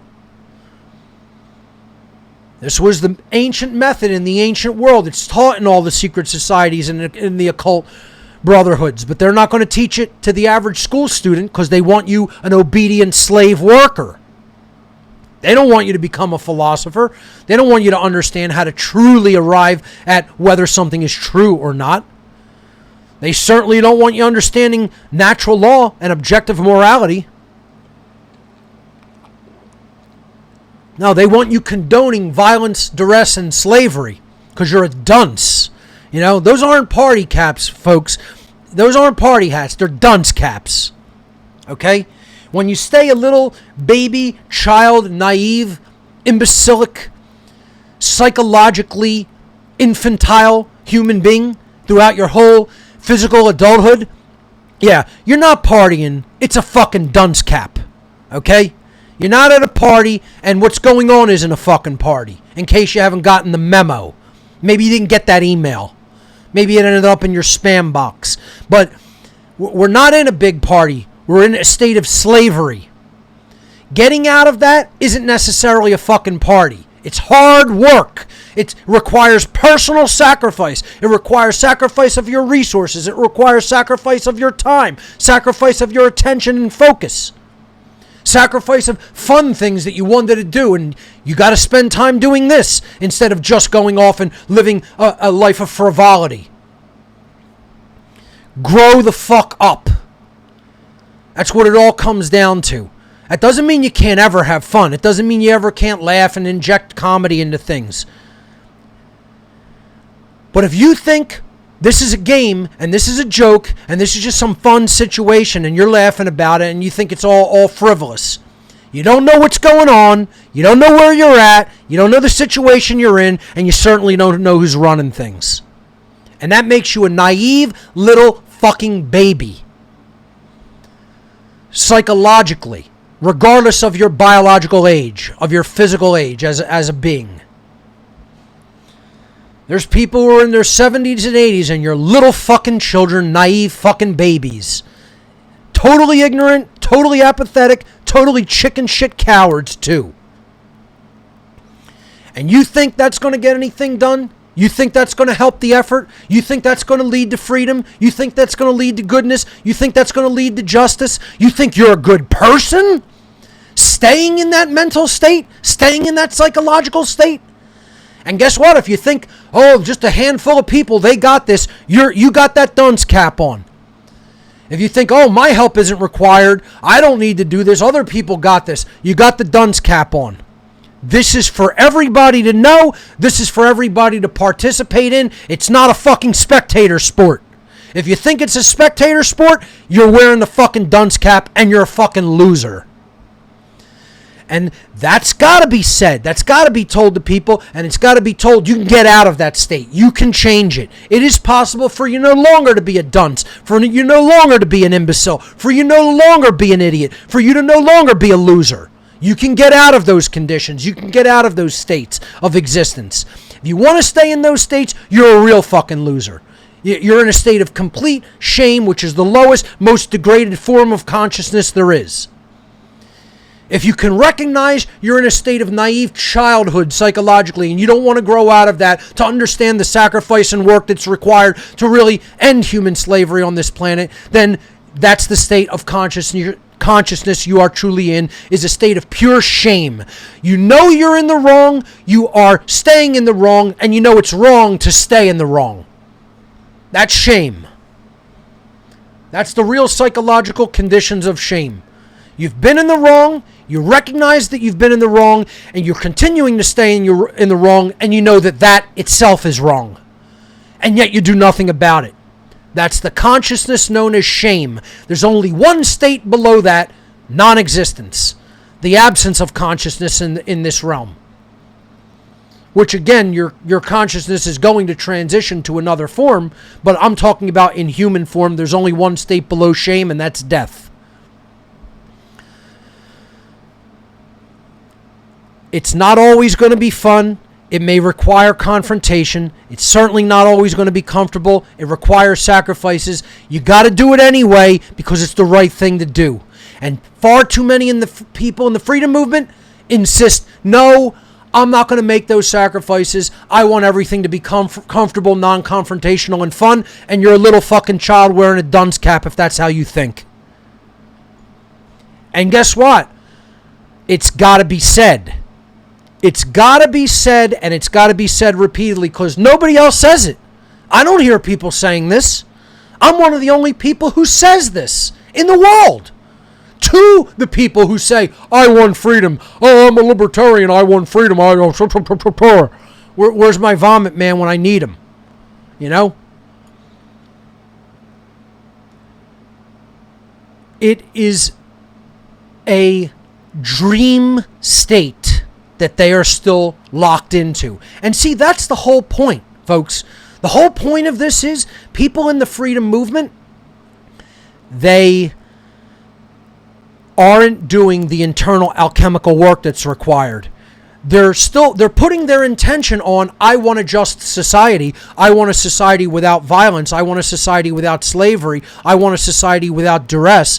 Yes, that's wonderful and that's good and that's required. And that's where it has to start. But if you're not putting the work into alchemically changing your own inner makeup, don't think that you're going to be successful or that's going to be a long-lasting condition. It's going to degrade again. You got to alchemically change yourself internally in your own internal psychological makeup to truly really begin this work and to even have the desire, to develop the desire to take in this knowledge and then to put it out there for others. That's the entire point, is most people in the freedom movement aren't doing that process. You can see all of the things that are corrupt and wrong and that are violent and that constitute slavery while still not really changing your own internal worldview and psychological inner state of existence and spiritual state of existence. Your worldview isn't changing. Your spirituality isn't changing and expanding and growing. That's what consciousness change is and means. You're not truly growing in consciousness and understanding and worldview if you're not doing the work and you still don't understand the requirements for it and the sacrifices for it. This is what we have to change. We have to change that internal makeup, not just focus on trying to change the external reality we're living in. It obeys the law of correspondence, which is an underlying law in natural law, in the totality of natural law, of the laws of nature, the law of correspondence. The universe is self-similar across all scales. That which is above is like to that which is below, and vice versa. When we change the internal makeup of the individual, we've changed the aggregate makeup of society to that degree. As more people do it, the aggregate change in society grows and expands. It's not that difficult to figure out. You're following simple philosophical truth that's observable, that's repeatable, that's testable. And that we understand through the observation process and understand how it works across large amounts of time in the long term. All right, so let's move on to the next slide. So again, I said I was going to talk about where the wishful thinking, or what I've called in the earlier portions of this presentation, the dream state. The psychological state where you are dreaming. Again, this is warned against in occult initiation. Stop lying to yourself above all else and stop dreaming. That's number 2. Number 3 is learn how to think. Number 4 is be in the present moment. Okay? So understanding what truly being in the present moment is. Okay? Live in the present moment. And number 5 is activate the physical body and do not neglect the physical body. We are physical beings and spiritual beings having an experience here in the physical realm, but the vehicle for the expression of consciousness is also very important because that's what the change happens through. So if you neglect or degrade the physical body, you're not going to be able to do the work to the degree that we need to. All things being equal and slavery not taking place, hey, everybody do what they want as long as they're not harming anybody else. But at the time where you really need to be teaching natural law, you don't really want to be totally, degrading and destroying yourself, because you're not going to be active and efficient in that spiritual combat. So we'll get to that after. And again, it's just a caveat point that I'm making when explaining the 5 steps of initiation, because this slide is directly related to step number 2 of the 5 steps of occult initiation, which is stop dreaming. So magical thinking, what's been called wishful thinking, simply the dream state, psychologically dreaming, wishing for things to be how they are not, instead of attempting to understand and really truly learn and know how things actually work. Where does all this magical thinking come from? That if, I just pray to an external force called a so-called God, magically things will be changed for my betterment and for the betterment of society. If I hold the thought and intention in my consciousness, this is a big new age fallacy. That's all that's required, and then things will start changing and going my way, and I'll get what I want. And I just need a dream board, right? That's literally what they call them, is a dream board on their wall, and I'll tack up what I want. I want the new house, the new car, the new job. I want real freedom. Tack that up on the dream board. It ain't going to get it done. I'm not saying thought and emotion aren't of primary importance. You have to change the way you think and your worldview and your understanding of things. You have to have the emotional intent to do the right thing. But without the action, all of that is meaningless, and it doesn't actually manifest in our reality. The mainstream news is a big proponent of magical thinking. We can just petition our government and everything will be okay. We'll just change things that way. That's not how things are changed in the world. They're changed from internal makeup changing. They change when we learn objective morality and willfully choose the right over the wrong. Teachers teach us magical thinking. So-called laughingly, what's called formalized education. How much deception, how much poisoned worldview is learned and taught in formal education. They're teaching post-modernism. They're teaching solipsism. They're teaching obedience to authority. It's a disgrace what teachers are doing to the minds of students. They're authoritarians, they're statists themselves, and it's a factory for pumping out other authoritarians. And that makes the people who do it trash. Trash. And yet that's what we're doing to the minds of our children, turning them to mush, turning them to shit. And then they grow up, they have children, and they do the same thing to their families. They do the same thing to their own children. You need to look no further than your own family for how bullshit ideas get propagated, for how people become brainwashed, for how lies and ideas about how the world works, which have no bearing upon reality, get propagated to the next generation. Parents do that above all else, and destroy the minds of their children from a young age by what they tell them, by what they learn from their parents and their school teachers and the media in their day, and in the bullshit religions and new age religions that they followed. It's all junk. It's all bad for you. It's all bullshit. It's all lies. It's all garbage. It's all things that will never contribute to what you say you want.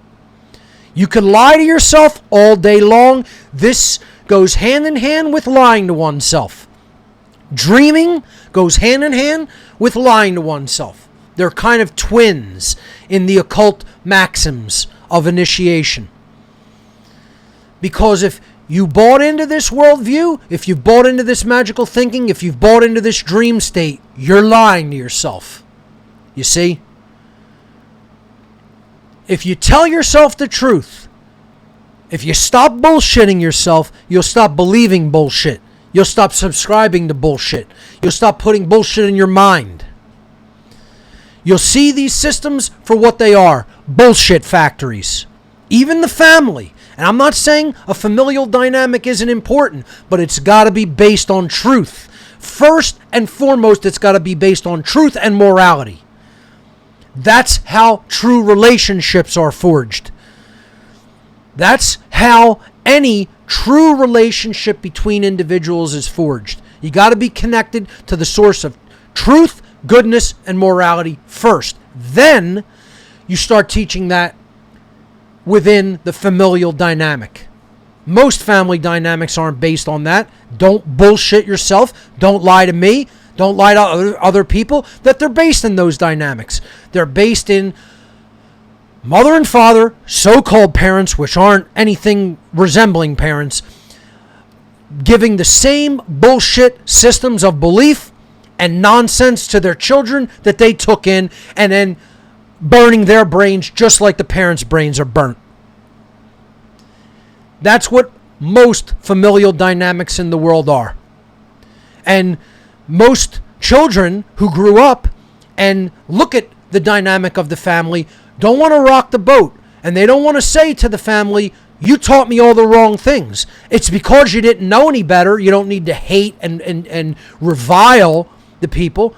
It's because they were stupid. They were dunces. You know? Let's be realistic and call it what it is. A lack of intelligence. A lack of care to learn the right thing. A lack of care to develop the will within themselves to learn and change. My family dynamic didn't do anything but fuck me up and turn me into a Satanist. If I didn't say to myself all the things and I'm not saying my family were evil people. They're well-intentioned, but they're pretty dumb. They're well-intentioned people. They're people who don't really want to actively do harm to others, but I mean, finding the truth any aspect, any statement of truth in anything they've ever really truly believed is almost non-existent. And it's because it's low drive, low willpower to learn the right way, laziness, wanting to just repeat the same fucking dumb shit that they were told, lying to themselves about that dumb shit. Because I don't want to rock the boat in my family and stand out and look like the black sheep. I told them you're all full of shit. And you fucked me up. And I had to take years to get myself out of that fucked up state, to pull myself up by my bootstraps by an act of my own will, with the help of mentors who I never met in person, doing labors of love to try to truly educate me through their works that they put out into the world. That's who raised me up from base consciousness into higher consciousness. Strangers. No family member. And again, that's hard hitting. That's what people don't want to hear. It goes to the core. It upsets people. And you need to be upset. You need to be jarred. You need to be struck in the mind. Because a lot of people, that's the dynamic that's holding them back from making the sacrifices that you need to make. Maybe you're not able to rock the boat in your familial dynamic or your relationship with another person. And guess what? If you're choosing them over the truth, that doesn't make you a good person. Choosing relational dynamics and familial dynamics over truth, over goodness, over objective morality, over doing the right thing keeps you a bad person. Sorry, but that's the truth. I don't care if you don't want to hear it. It's still true nonetheless. And that's why we have to call out all these institutions. The medical institution is full of shit. The religious institutions are full of shit. The media is full of shit. The government's full of shit. The New Age movement is pure fucking bullshit. The school system is full of shit and fucking kids' brains up. And the family dynamic is largely full of shit almost everywhere. If it's not true about your family and you really have a family that understands objective morality and natural law and is actively involved in teaching it and propagating it, that is wonderful for you. Great, and you should cherish that because it's almost non-existent. Let's be realistic.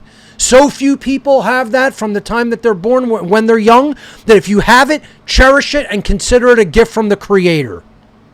You're very, very, very lucky, and you're in the extreme minority.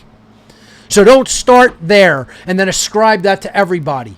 Realize you're in the minority, and that's the exception to the rule and not the rule.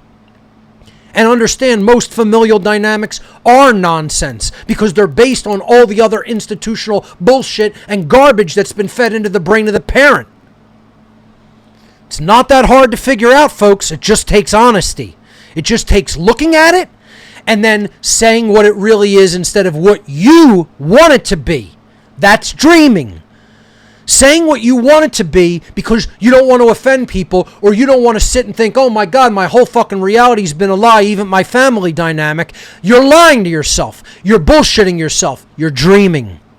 And you can't start activating in the truth by lying to yourself and dreaming and believing a dynamic of the world that operates a different way, but you still want to believe it works the way you want it to work just because you want to be comfortable.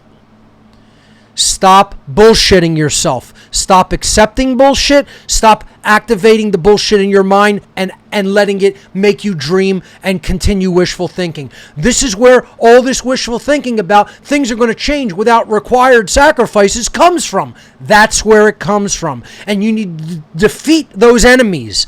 And you want to know what all of these things are? You can call them anything you want. You can call them anything you want. But it's all the same root problem and cause. There's only one real problem that prevents the true solving of problems in the world. The two ways that we solve problem is true, accurate philosophy and technology that serves physical human problems.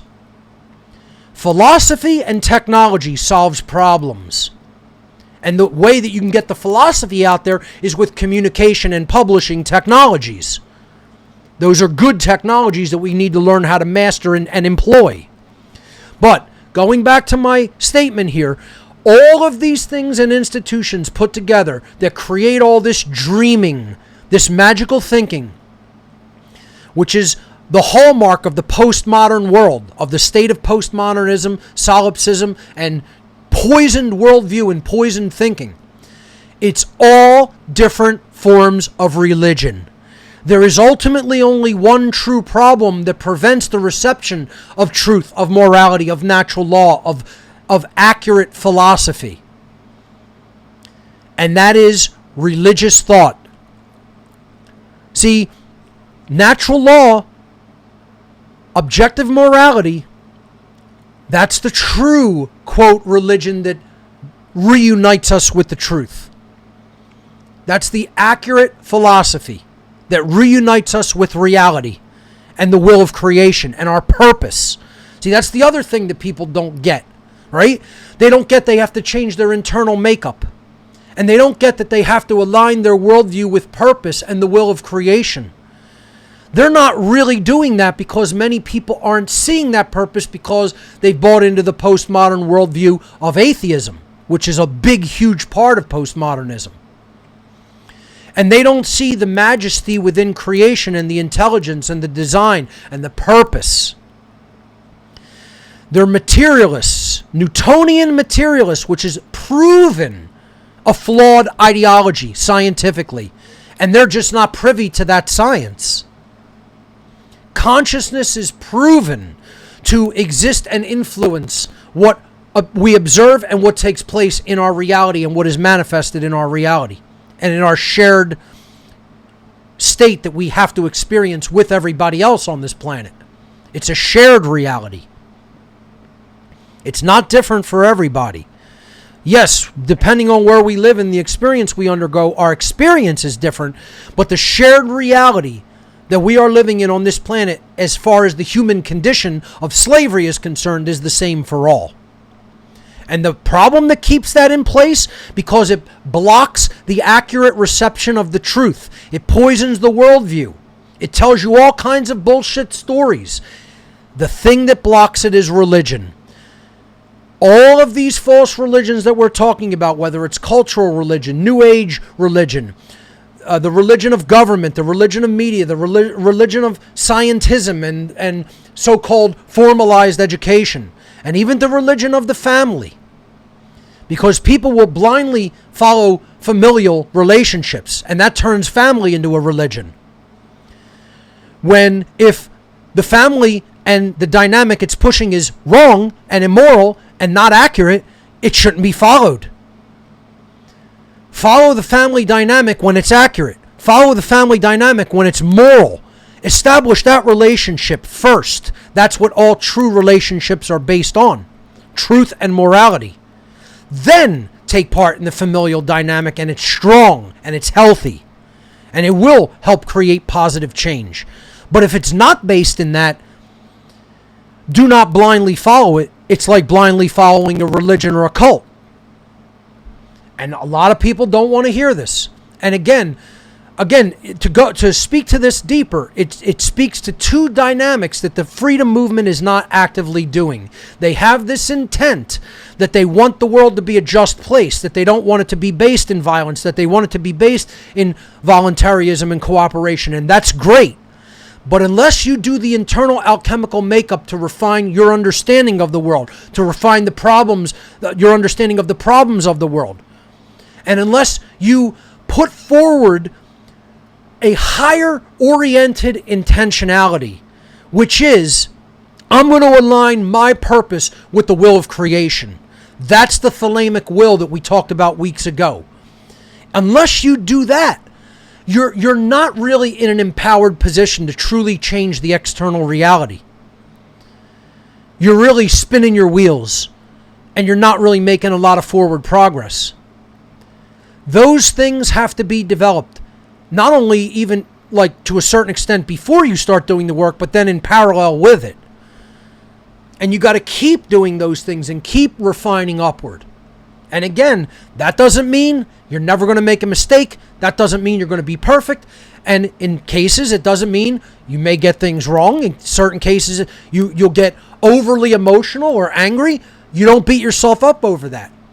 I go off the handle with anger sometimes because of what I see people neglecting, not doing, taking frivolously, not taking seriously, taking an apathetic approach to, not getting up off their ass and being completely lazy or cowardly, not making the sacrifices required. And guess what?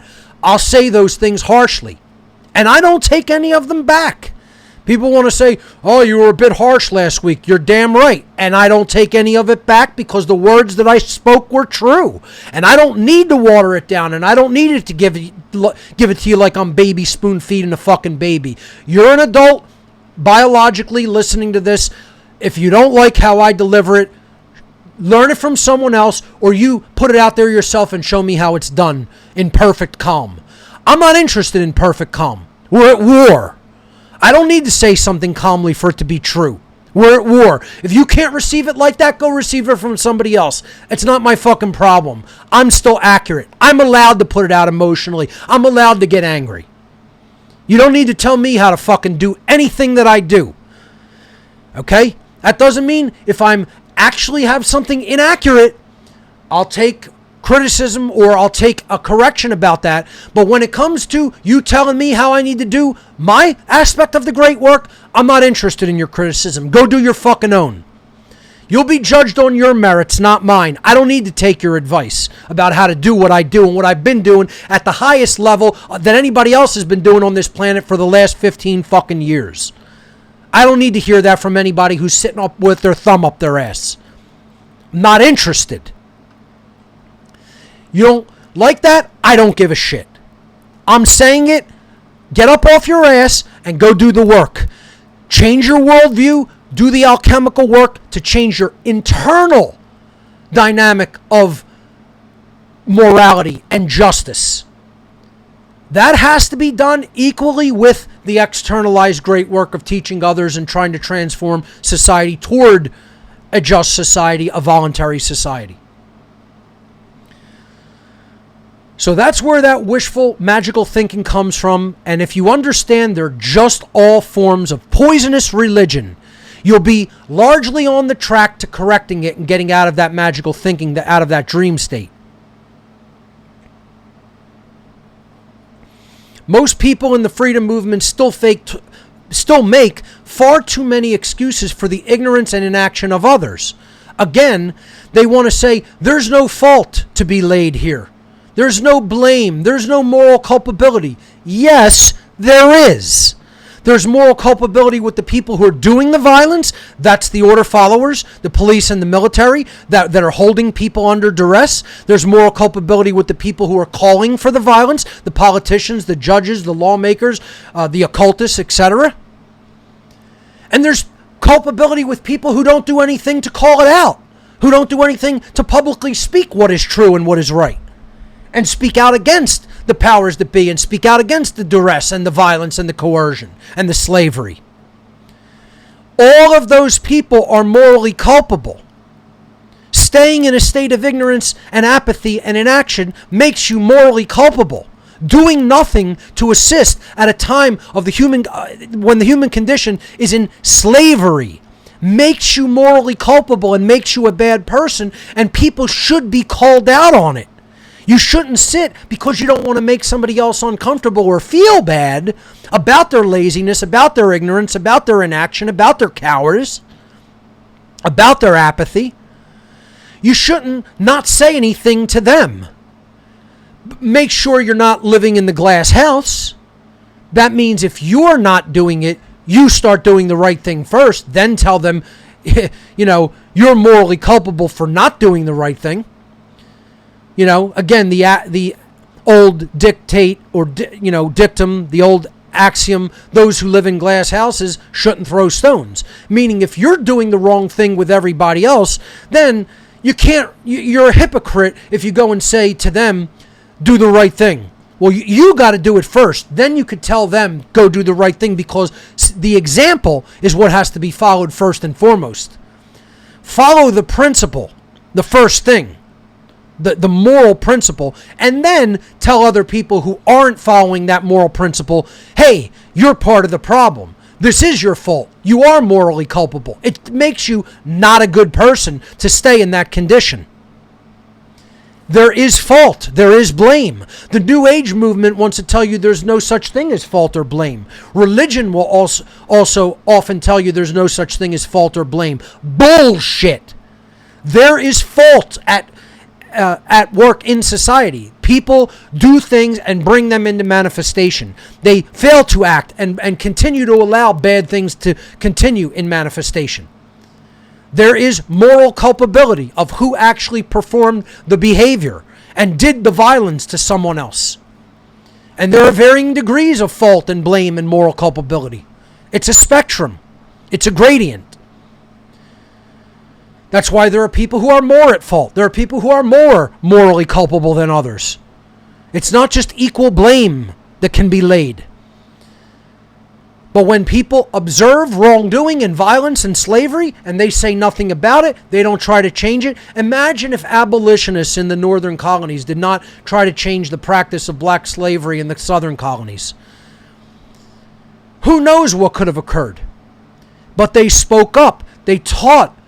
They explained to people that this is morally wrong. They explained to people that this isn't a right. And eventually they were able to change it by putting the truth out into the world. It's the same thing that has to happen today with the modern abolitionist movement of abolishing government, which is just another form of slavery. It's covert slavery instead of overt chattel slavery. But it's still slavery. And the people who stay silent about it don't want to get involved in the spiritual war to end it, don't want to do the work, don't want to learn the technology to communicate it and to publish the truth about it. It's your fault that it continues. It is your fault that it continues. And again, part of this presentation is calling people out on their bullshit. Look in the mirror and tell yourself you're bullshitting yourself. You're telling yourself a story that isn't true. You're lying to yourself and therefore you're lying to others. It is your fault if you're not doing anything about it. It is your fault if you're not speaking out. You are morally culpable. You are partly to blame. Do the police and the military bear a far greater moral culpability? Absolutely they do, but you're part of it. You're complicit with it at a somewhat lower level on the gradient of moral fault, moral blame, moral responsibility, moral culpability. Stop telling yourself you're not. Stop telling yourself you're a good person who just happens not to be speaking about this publicly and is remaining silent while slavery continues. Stop telling yourself that makes you a good person. It doesn't. You're to blame. You're at fault. You're morally culpable. Stop lying to yourself. Stop dreaming. Stop telling yourself that you could continue not to make the required sacrifices and somehow you're truly part of the problem. You're a bullshitter. The reality that you live in doesn't work that way. You are dreaming. And again, I'll say this since other people seem reluctant to. Because they want viewership, because they want money, because they want ratings, because they want popularity, because they want to be liked. I don't give a fuck about any of those things.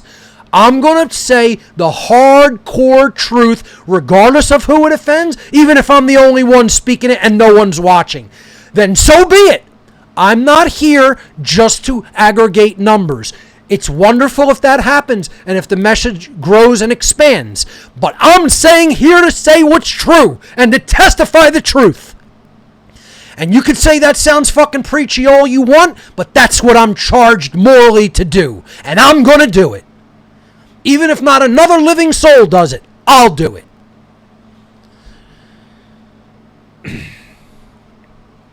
So, stop telling other people they're not to blame. You don't do them any justice. You don't do them, you're doing them a disservice. You're not serving them and what they say they want and their interests by taking it easy on other people. By saying, oh, I just don't want to create a tense or belligerent situation. That's the morally wrong thing to do. You got to call them on their bullshit. If you don't want to call them on their bullshit in person, call them on their bullshit publicly. Everybody who has ever known me, been in my presence, knows if they watch any part of what I'm putting out, what I think of people who are staying silent, who are not truly learning this, who are not putting it out there for other people. It's the only way to solve the current human condition of slavery. It cannot be solved any other way. No, that's not my opinion. That's the way it actually works, and I'm correct about it. The truth has to be spoken into existence for it to gain ground in our world. If people aren't speaking it, the voice of truth goes silent and the voice of the lie prevails. And then that's how totalitarianism and slavery take over. That's how it works, folks. If you don't want to accept that that's how it works, you're dreaming. That's the reality of how the reality that we live in operates. To say that it works a different way is to be in a dream state.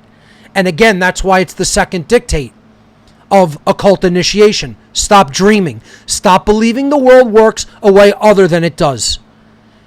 And again, hand in hand with number one, if you are in that dreaming state, ultimately what you've done is you've bought a bunch of bullshit. You're lying to yourself and you're lying to others if you continue to propagate that bullshit. Tell yourself the truth first and foremost. Look in the mirror, accept where you're at, start from where you're at, say what is true about yourself.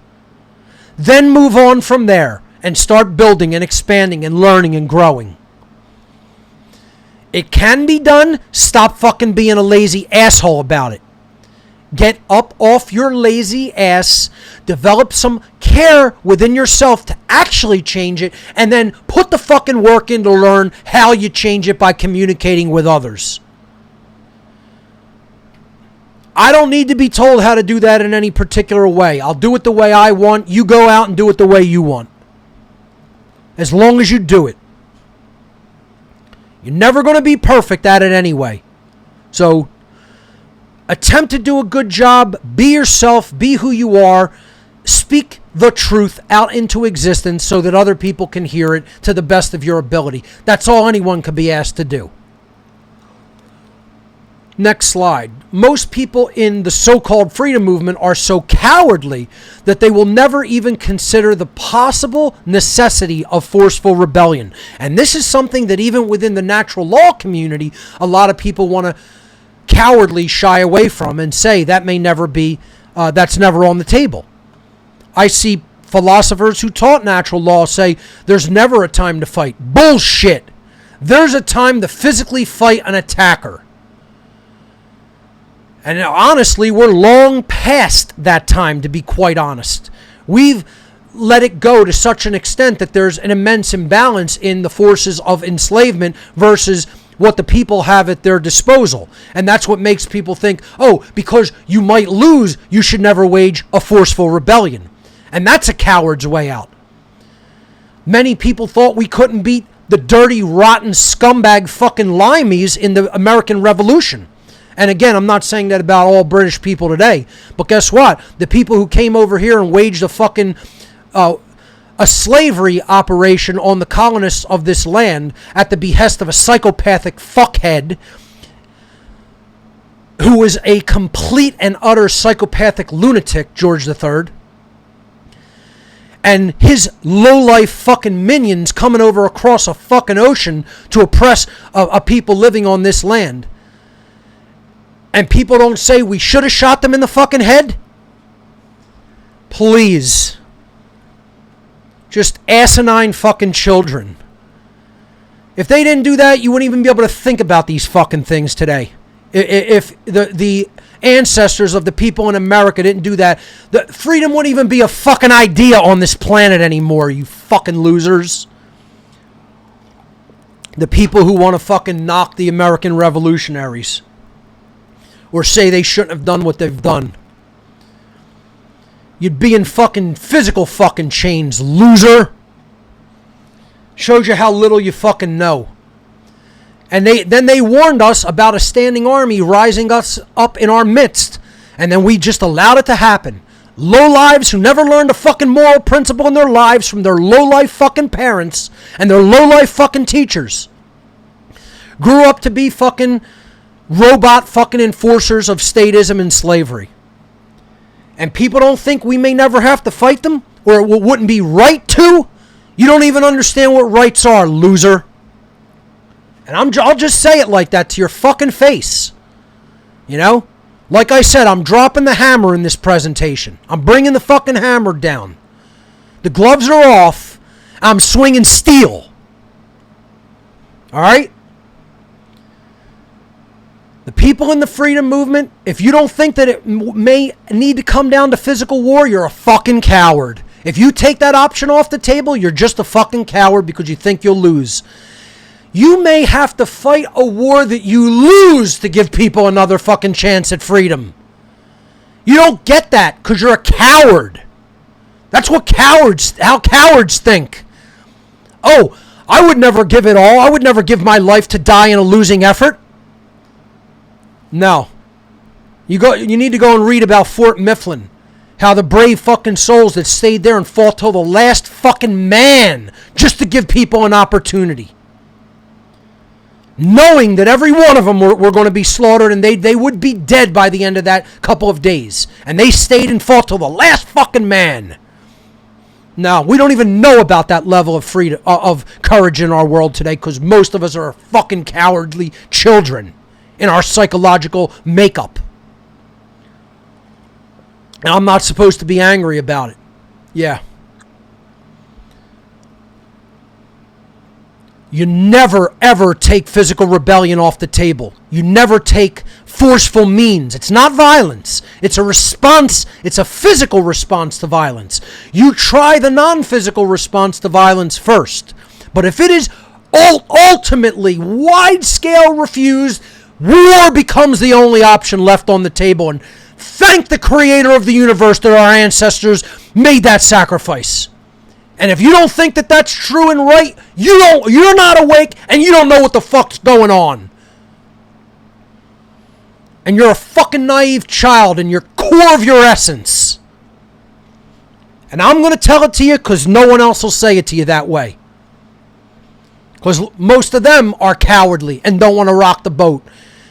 And don't want to have a target painted on them. So I'll do it.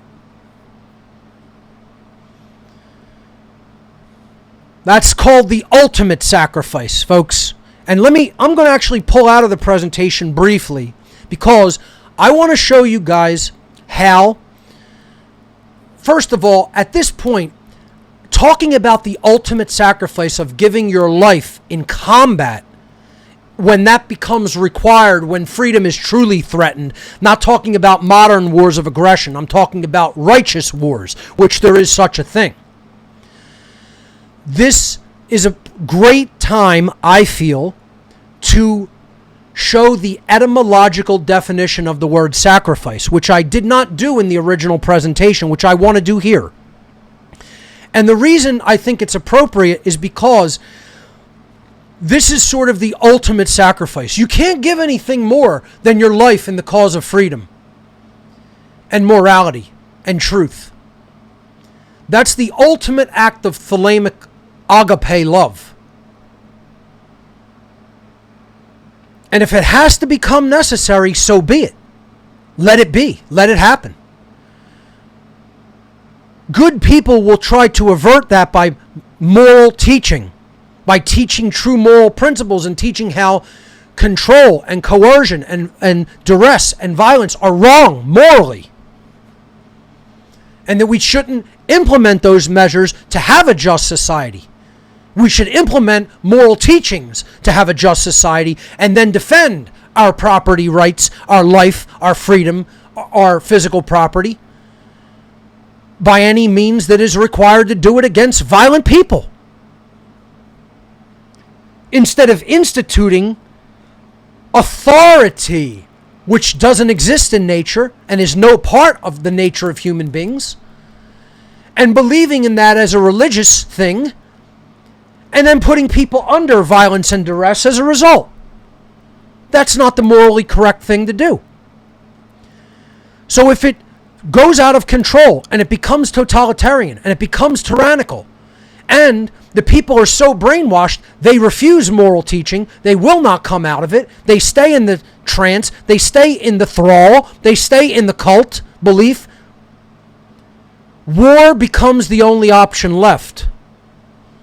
And don't think it won't happen. It must happen if no other option is available. And as I said, thank creation that it did happen in the American Revolution, or these ideas would not have even been spoken. For me to learn, for others to learn, for us to propagate and put back out there into society for others to learn from. Thank creation itself that those brave men and women did what they did and made the ultimate sacrifice. So let's pause here. I'll step out before I finish the presentation, and I'm going to show you some software, okay? And I'm going to show you how to acquire the software. Even if this cuts into our time taking calls, so be it. Because people have asked me about etymologies, and I'm not going to show you an etymological dictionary. You can grab one of those in pretty much any. You can grab one on Amazon. You can download them. You can go to a bookstore. They're available. How I find that etymological definitions are best arrived at is by studying ancient languages, Greek or Latin. Latin and Greek together comprise approximately 76% of the English languages and Romance language meanings of words. So I find you should get a good first-year Latin reader, like a high school textbook Latin reader. Barring that, right, if you can't find one of those, and they should be available in any, college bookstore you can go to and find those, all right? Or you could pick them up on, any online outlet. I'm going to show you an electronic version of that, but it simply has a Latin dictionary built into it, and you could look up words and, understand how they were derived. So I have the app here. It's called Latin Edit, okay? And when you click on it to open it, it simply opens up like a WordPad type document with Latin on one side and English on the other, so you could practice translating, okay? But this isn't the magic of the app. The magic of, and let me minimize this other stuff real quick.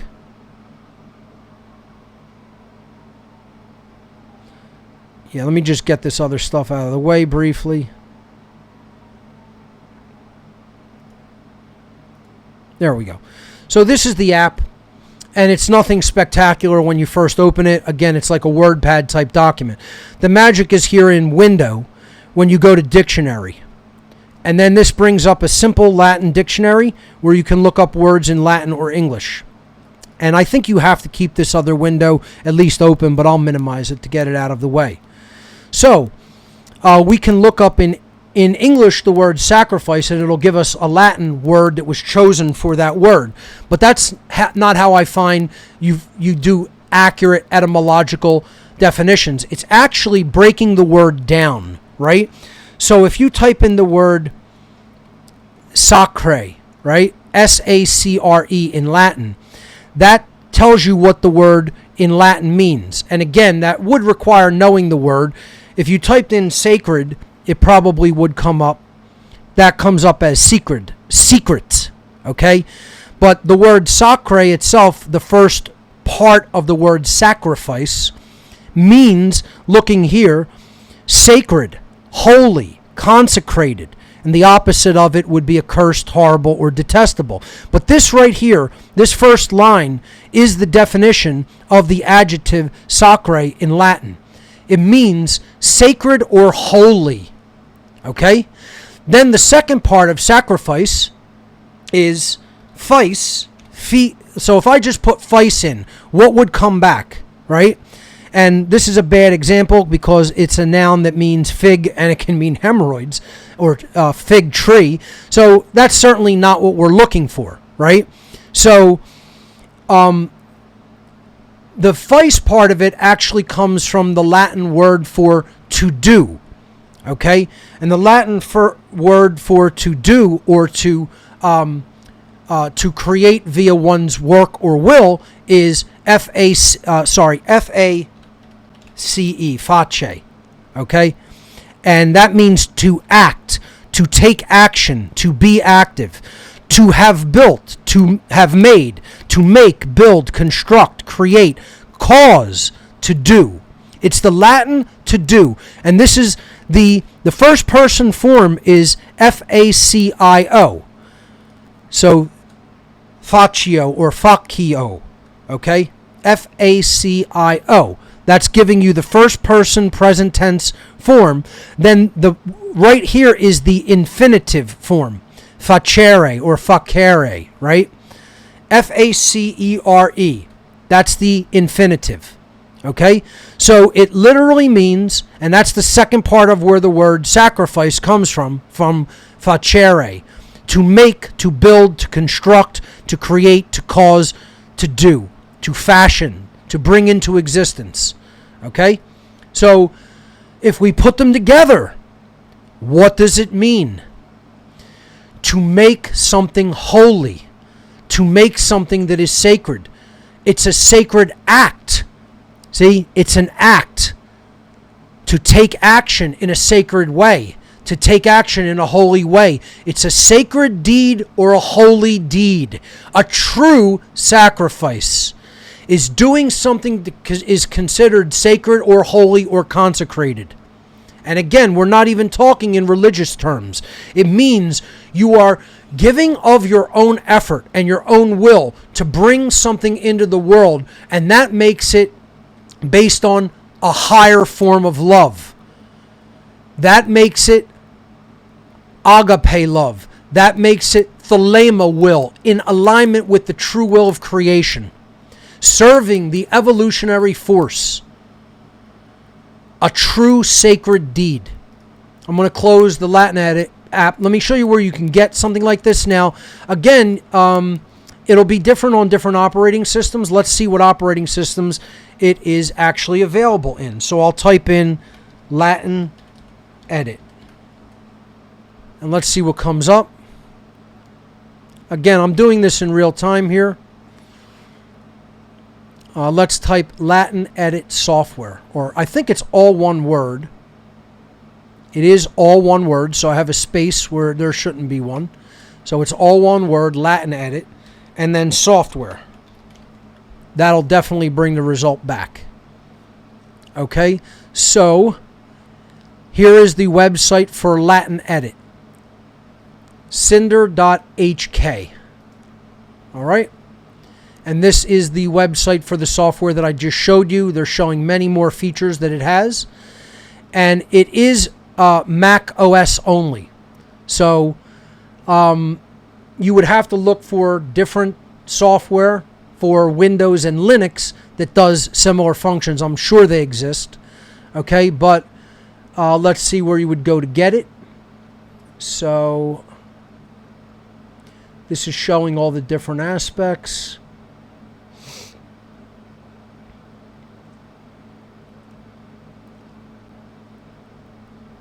I don't know if I just missed the download. Let's see, I'll find the word download on the page. There it is.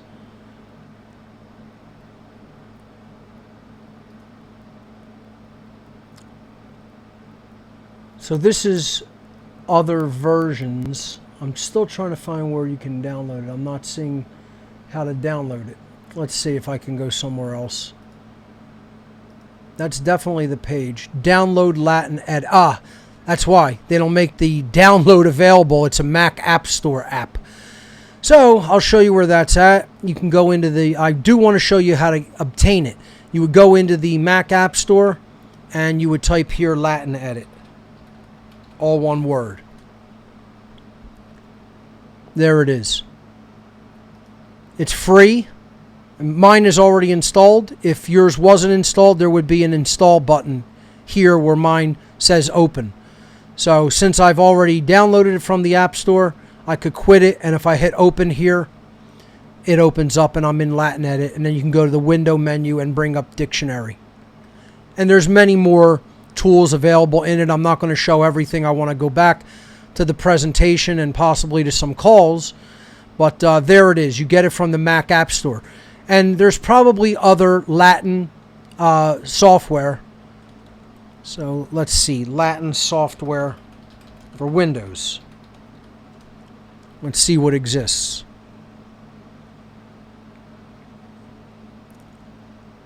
Latin to English Dictionary for Windows. That would be a good start. So they do exist. This one's payware. It's $12. But they're out there. Again, you could also try something like downloading a Latin reader. So, for example, let's go to LibGen. So here's Library Genesis. I have it bookmarked. Let's type in Latin reader. Here's another way you can learn Latin vocabulary. Again, you're going to have to, page through the book, but this is a good place to start. So, Latin reader 2E. I want like an introductory one. Let's try this one, a Latin reader. It's in English. It's a PDF. Most of these are going to be PDFs. So I'll hit this one. And then I will hit this mirror. These are the download locations known as mirrors in old Linux language or old Unix language. So I'll hit this one. And then I'll hit the word get here. That'll download this Latin reader. So it's a fairly, it's a 10.7 megabyte PDF. Again, part of what I said I wanted to do is show people little hints and tricks and things that we'll certainly be teaching in the How to Become the True Media seminar, but I want people to see this as well on the show here from time to time. Next year, I definitely am going to do some more technological shows. I'll let this finish downloading and then open it to show you how you can just, basically learn etymology of words through a simple Latin reader. All right.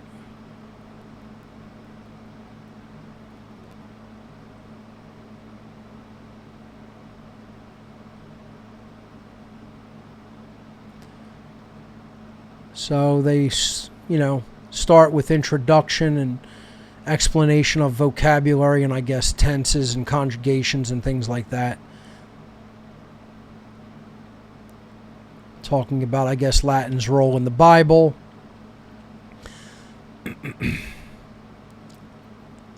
So I guess they just give you,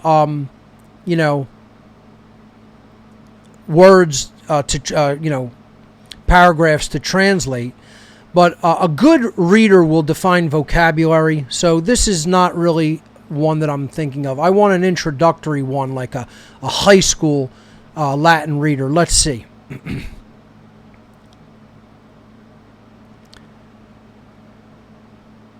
Junior Latin reader. Let's try this. This is going to be a little larger, so it may take slightly more time to download. This is what we're talking about. And again, you may have to try a few, experiment and try a few, and some will be better than others. So it's a little bit slow on the download. I'll tell you what, I'll come back to it. Let's jump back into the presentation, and I will come back to that download when it completes to show you how a traditional, like high school level Latin reader is going to, give you vocabulary words to learn. You can, some of them, if they have a good index, you can look up words, and you'll learn conjugation, you'll learn tenses, and you'll really begin, if you follow it through slowly, to understand how most English words are derived from their Latin counterparts.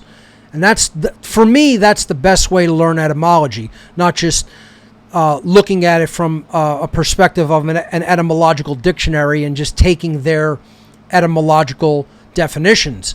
Going into the ancient languages and actually studying those words, you'll understand how similar they are to a lot of English words and where English words' definitions and meanings came from. So I only have a couple slides left, so let's jump back in. Again, the word sacrifice, looking it up in a simple Latin dictionary, an electronic version of one, shows us that the word sacrifice literally means to perform a sacred deed. a holy task, a holy effort, a sacred action. And let me tell you something, folks. The revolutionaries of America probably performed the most sacred duty and deeds out of anybody alive before or since. And that's not just romantic, romancing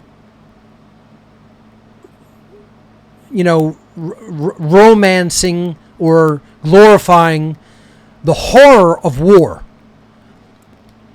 The intent behind their behavior was to give people a chance at even understanding freedom, let alone obtaining it. And some would say they succeeded to a certain extent. Some would say they didn't truly succeed. We're still enslaved.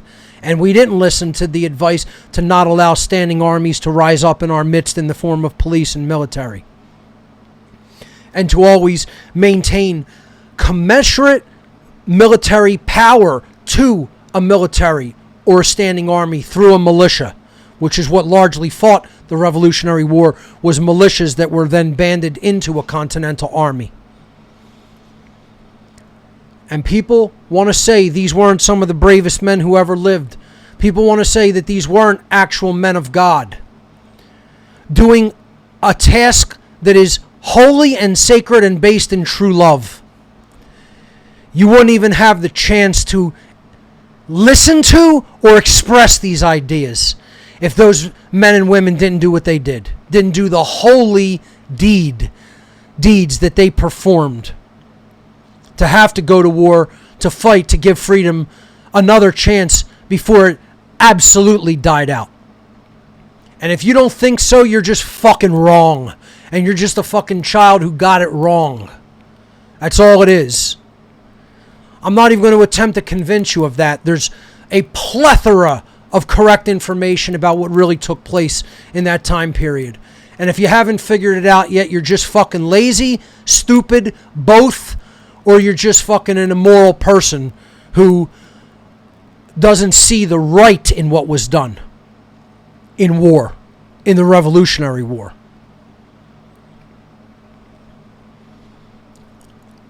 Finishing up on the last two slides of the presentation. So how does one remove all of the erroneous magical thinking from their psychological makeup that is preventing them from getting involved in doing the great work and doing tasks that require sacrifice? Smaller sacrifices than giving of one's entire life, although that may be coming in the future. But certainly not that large yet. Yet they are smaller holy deeds nonetheless, because they show how we are not selfish, immoral people. They show how we will give up what we want to do, or our comfort, or our selfish concerns, to give of our time and attention, to make a labor of love, to try to educate another, and put the truth out into creation.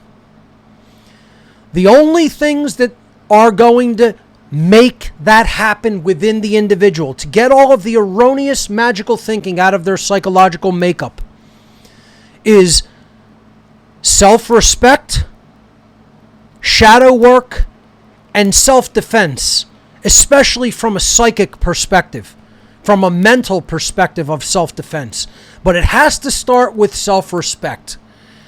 If you think you deserve slavery, if you think you're not worthy of having your rights intact, if you think you're not good enough, not smart enough, etc., you just can't do it. Oh, woe is me, little poor me, what can I do? You're in a condition of low self-respect. And you've bought the bullshit stories. And again, that's a dreaming psychological state that other people told you, not only just about the world, but even more importantly about yourself. And that's a huge part of the problem, is that we run with the bullshit stories that other people told us about ourselves, first and foremost. And that's why we don't have actively, truly developed self-respect. I don't sit there and ask, what can I do? I jump into action. I don't sit there and ask, should I be in this condition? I know I'm not such a person that should be held in duress and violence and slavery. That's morally wrong for anyone, regardless of how little they know. I think that's morally wrong of people that even do violence. I say just end them. Take them out of the world. Send them back to the source and say, try again in the next incarnation. I don't think people should be caged forever.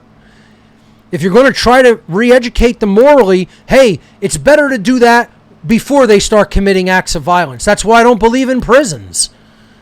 Prisons aren't reform centers. They're slavery punishment places. That's it. They're places of slavery and punishment. They're not reforming anybody. It's not corrections, It's slavery. It's a pen in the larger pen. That's all it is. You took the animals that couldn't get along inside the big pen and you put them into a smaller pen by themselves. Yeah, that's a real solution. Genius fucking solution. It doesn't reform the violent animals, and it doesn't reform the people's understanding of natural law that you took the people that through the chaos that they create could potentially teach people what they're doing wrong in not teaching morality. And so you're sanitizing that out of society, and then people aren't learning, hey, we got to teach morality to our young when they're young so that we don't create people who are older people that are committing acts of violence, when they get somewhat older. People aren't getting that message of the importance and the moral obligation of moral education. And it's all because people don't develop enough self-respect, especially when they're young, and they're buying into the bullshit story of their parents, of their teachers, of their clergy, of the New Age movement. And it's all there to damage self-respect. It's all there to make you think, little me, poor me, I'm not good enough. I have to strive to be perfect somehow, which is impossible.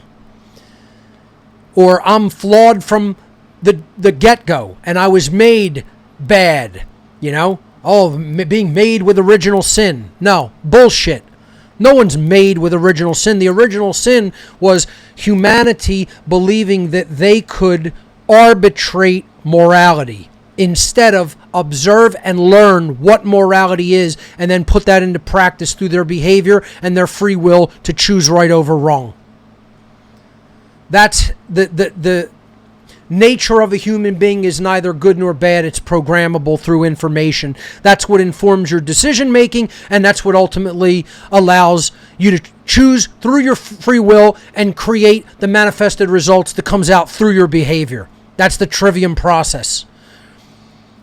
Knowledge, understanding, wisdom, thought, emotion, action. Learn the truth. Care enough to learn the truth. Care enough to put that back out into the world for others. Choose what's right. Do it, and what will manifest will be good and orderly and just. You'll have a just society, a society based in natural law justice. If we want to develop self-respect and we're in a place where we don't have actively developed self-respect within ourselves, we have to do what I've repeatedly called and many others have called shadow work. And again, this is what the initiation into the occult world teaches people, into the positive aspects of occult knowledge, the positive side of using that knowledge. It's about understanding your own psychological makeup. It's about understanding your own drives, your own motivation, your own willpower or lack thereof, your own care or lack thereof in the form of apathy. Taking in knowledge. Why don't you want to? Why do you want to remain ignorant? Why do you want to keep putting poison in your body? Why do you want to keep advocating for authoritarianism and slavery, which is what it is? Shadow work helps develop your mind, develop your emotions, get you out of lazy behavior. It's part of the initiatory process of looking at yourself in the mirror and telling yourself the truth. That's what shadow work, why it's one of the hardest things to do and why most people don't want to do it. They want to just think to themselves, I'm a good person, keep telling themselves the bullshit story that they don't have to do any inner work. See, this is the work that has to be done in parallel and even before the rhetoric of speaking out. And that's the problem. We have a society, and that's why I call them the My Freedom Movement, or I put the words freedom movement in quotes. We don't have a true freedom movement. We have a movement that says they want freedom. And they don't understand the internal work that is required to obtain that state of freedom. They're still in the dreaming state.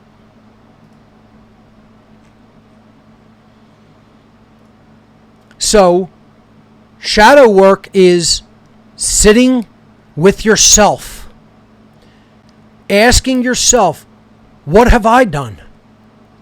Why haven't I done anything? See, I ended last year's season with saying, you got to ask yourself the question, what the fuck have you done? Don't keep making critiques on other people. Understand work that other people put out into existence to try to morally educate people, then do your own. And if you're not doing your own, ask yourself why. What's holding you back? Only you can answer that. It's probably a matter of self-respect in some form. Or you haven't done the self-defensive work. See, there's that sacred feminine principle of self-respect, which is largely internal and nurturing. And then there's that sacred masculine principle of self-defense, where you have to excise the psychic poison that you've taken into your psychological mindset, the framework of your psyche, your worldview. All of those poisons, you got to say no to them. You got to push them out. You got to detoxify from them. Shadow work is the bridge. That's why it's in the middle. That's the linchpin. Okay? It's the fulcrum point. That without that, you're not going to develop self-respect and psychological self-defense.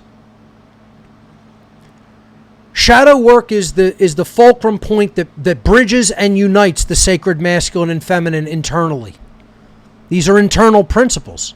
Self-defense obviously could be an external principle, but in this aspect, we're talking about excising poisonous worldviews and beliefs from one's psychological makeup. So in this sense, this is internal self-defense. Self-defense is not only done with weapons, it's done with the psyche. It's done with philosophy. It's done with the trivium. It's done with the discovery of truth and the discovery of objective morality. Shadow work is the missing dynamic in all of society at large as a whole, collectively, that we're not doing, that if we don't do, we don't really have an inwardly developed sense of morality and natural law and justice. And that's where it lies. It's not law that's written in textbooks. It's law that's written in the human heart. Without that internal alchemical work, you're not going to understand it. You're not going to definitively find it and definitively understand it and know how it works. And then you're going to make errors from that point forward that are going to compound and become errors that all of society not only does, but propagates down to the next generation. With the shadow work, we develop internal self-respect, and that leads us to do the internal self-defense things that will let us do things like purge poisonous ideologies and worldviews. That's detoxifying the mind. Then we'll purge toxins from the body, detoxifying the body. Again, that goes hand in hand with the occult initiatory dictate number 5. Activate the physical body. With tons of poison in it, are you going to be activated to do the great work? No. You're going to be lazy. You're going to be lethargic. You're not going to want to take action. You're not going to have energy. Self-defense also comprises getting rid of toxins from the body. Switching over time, not suddenly, to a healthy plant-based diet. Getting all of the toxic chemicals that are in products and in food and in the air and in the water out of your body. Get a reverse osmosis system and filter your water. Get good air filters for your dwelling places and filter your air. Stay on top of those things. Put high energy nutrition into the body through juicing and blending.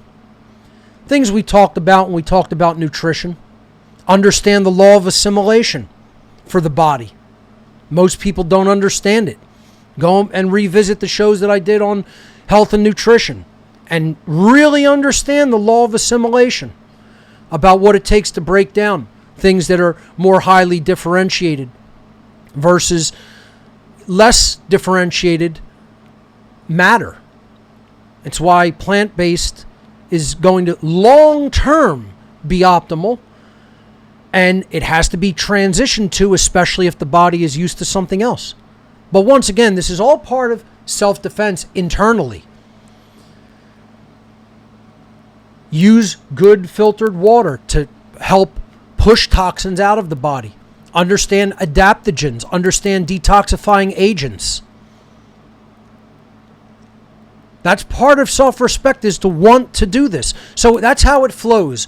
The shadow work that we do, which is telling ourselves the truth about the world and ourselves and our role and purpose in it, will help to develop self-respect so that you don't want the bad treatment, you don't want the slavery, you don't want the poisoning, and you're angry enough to do something about it.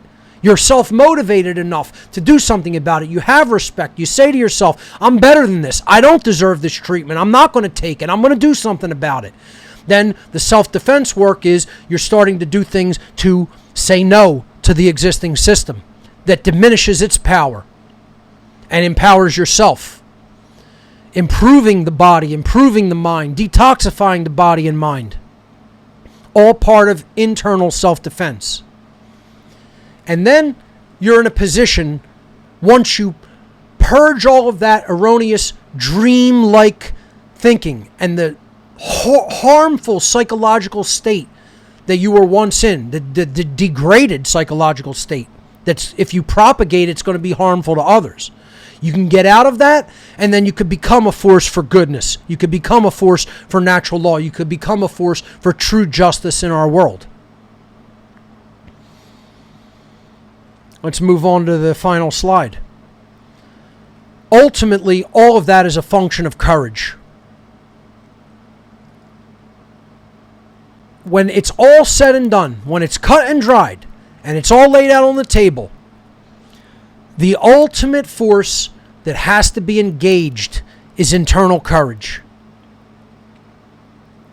To even begin to want to look at oneself and to lead an examined existence, to ask yourself the necessary questions that are going to tell you the truth about whether you're doing the right thing and making the required sacrifices.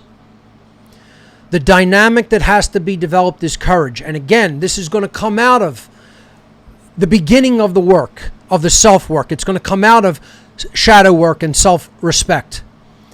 This has to be developed if you know you're up against dark forces and evil forces, and you're going to fight them in spite of fear. Courage is not the absence, the complete absence of fear, ladies and gentlemen. Courage is the force that you develop inwardly that makes you act and do the right thing even if you have fear present in your psychological makeup. It's right action in spite of fear. And the ultimate form of courage is when you stop worrying about dying. As I've said innumerable amount of times here on What on Earth is Happening, the fear of death is the beginning of slavery. The ultimate form of courage that we have to develop is we have to stop worrying about what bad things may happen to our body, or even what bad things may destroy our life itself. That may happen even if we choose to do the right thing, or even because we choose to do the right thing. I say go back to examples of men and women who fought in righteous wars and lost their lives. Not wars of aggression in the modern day, but righteous wars. And if they hadn't given of that ultimate sacrifice and done that ultimate holy deed, that holy action, what kind of evolutionary progress would humanity have made or still be making? Without that sacrifice, in many instances, no evolutionary progression would have been made. It would have stagnated at that point if they had rolled over, done what they were told, or just allowed themselves to be taken or killed. We wouldn't even be exploring these ideas today if that sacrifice was not made by those people. Think about how much courage that took. Some of them knowing that they weren't going to come back. And once again, I'm not talking about modern military veterans. I'm talking about the people who truly did the right thing in battle. It's an altogether different dynamic than what the modern military has. They're aggressors. We're not talking about the same thing. They don't have real courage. They're actually the bad guys following orders from psychopaths and lunatics that want to destroy instead of actually truly teach morality and protect human rights. They're not protecting anything today. I'd say to an extent World War II was righteous. And the last one really before that was the War of 1812 and the Revolutionary War. And that's just about it. There were others. The Haitian Rebellion, the Haitian Revolution. Although it again, didn't long-term succeed. Because any act of physical rebellion and righteous war, unless it is followed by intense moral education, is long-term doomed to failure. So we're not talking about just being quick to jump to war. We want to avert that scenario by teaching morality, by teaching objective morality and natural law. But if a sincere effort is done to morally educate the public and it is refused, what were we supposed to do? Lay down and let the psychopathic boy king and his henchmen just take us? Let Hitler and the Nazis and Himmler and the occult order that's inside the Nazis of the Black Sun just take the world? No. Physical rebellion through courage is required at some point. What we want to do is avert that bloodshed scenario by teaching moral education, teaching objective morality and natural law. And that takes courage in and of itself to do. That's an act of courage. Developing self-respect is an act of courage. Doing the shadow work is an act of courage. Doing internal self-defense to purge mental toxins and belief systems and to purge physical toxins is an act of courage. Courage underlies it all. And the force of creation, the true will of creation that is trying to move human evolutionary progress in consciousness and physically forward, totally rewards and respects internally developed courage and never respects and never rewards cowardice. There's a saying, there's a phrase that goes about in the freedom community. God hates cowards. And let me tell you something, folks. No truer words were ever spoken.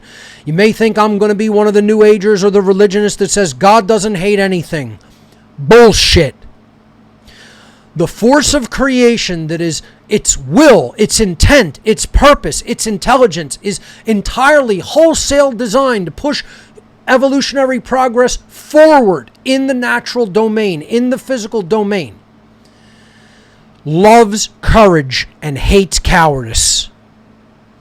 Courage is based on the dynamic of love, evolutionary development, true will, agape, higher love. That's what courage is a form of that. Cowardice is the destruction of that form of love. It's the destruction of agape. It's the involutionary force at work. It's the force that if we stay in it, brings shame, brings chaos, ultimately, brings death, brings tyranny, which is arguably worse than death. It brings slavery, which is the worst thing in the entire universe, is barring and banning the gift of free will choice, which is the gift of the Creator and of creation itself. Destroying that is the ultimate evil, the ultimate act of evil. And that comes from internal cowardice. Allowing it to happen comes from internal cowardice. Following the orders of that evil force comes from internal cowardice. The process is, if you want to develop a true inward sense of real justice, of natural law, you want to commune with that force. You want to commune with that innate, inherent intelligence in the universe. You have to do the shadow work. That's the internal alchemical work that has to go hand in hand with the desire for justice on a worldwide scale. That desire, that intent, that's great. It's got to be present. We got to want a just society. We've got to want a society that's voluntary and based in natural law and is based in true morality. But that's only where it begins. That desire and that intent is only where it begins. You have to care enough with the sacred feminine to do the shadow work on yourself. Ask yourself why you're not actually reaching out with the voice of truth and speaking that. Why aren't you doing the great work? Why aren't you active? Why aren't you morally educating others so it grows the dynamic that you say you want to see? And that's because the shadow work has to be done to develop courage. First and foremost, that's the internal desire for real justice, for natural law, for the triumph of natural law. That's an internal aspect that is based in pure courage. And when you do that, that's when you're going to be working on your inner sacred feminine of self-respect. But courage is the force that underlies that. It underlies all of that. Once you develop that self-respect, that's going to drive your behavior. You're going to stop asking, what can I do? See, you got to ask yourself, what the fuck have I done? Why haven't I been more active? Why haven't I done more? Why, or in many cases, why haven't I done anything with my actions, with my behavior, right? And then when you do the shadow work, you'll start to develop the self-respect that's going to make you ask. It's going to make you stop asking the question, what can I do? And then you're going to simply go and do it. You're not going to sit in with the woe is me mentality of, oh, I'm probably not good enough or smart enough or motivated enough to do that. When you do that shadow work and you develop that inward sense of justice and you have the knowledge and you really know what's going on and you know who's in control, the self-respect will follow from that courage, from that act of initial courage to do that shadow work. And then you'll have the self-respect to stop asking, what can I do? And you're going to say, right now, in the moment, what will I do? Courage is the force that drives will, your willpower, and aligns it to the will of creation, and stops making it selfish will just to obtain resources, maintain a job, maintain peace and comfort in the family and in your daily life.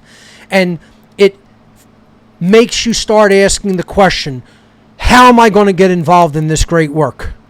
What will I do to advance my understanding, to advance my skill sets, and to stop making excuses, and to make the required sacrifices that need to be made to simply go ahead and start doing it through your actions.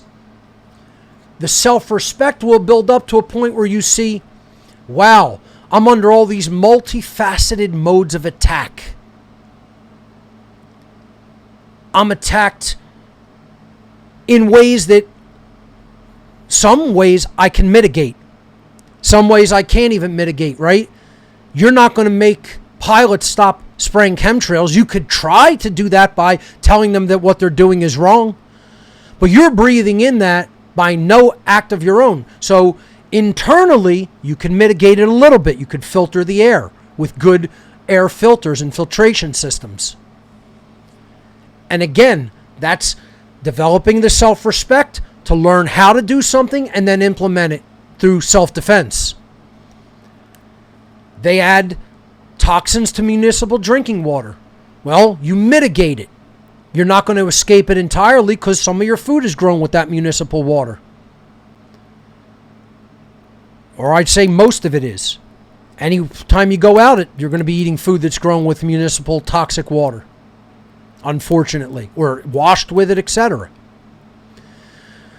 But you can mitigate it. You can improve it. You cannot get hit as hard. Right? It's like having the shields up versus having them down in Star Trek or Star Wars. If the deflector grid of the ship is up, you're going to absorb the energy weapons. You're still going to take some damage, but it's not going to be as much damage as if you get hit naked with the shields down. That's what all the people who haven't developed the self-respect to do the self-defense. See, if you don't develop the self-respect through the shadow work, you don't do the self-defense to mitigate how you're getting hit. The same strike, the same blow that's coming at you, that metaphorically is a vicious right hook, okay? It's going to hit you and it's going to shatter your jaw.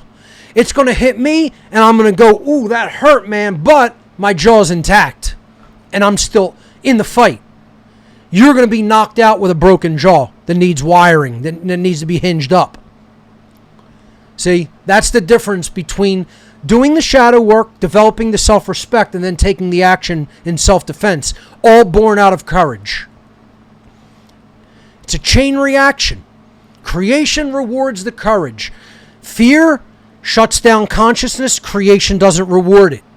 Courage develops and moves consciousness forward evolutionary. Creation rewards it, and that gives more momentum to continue building and growing further.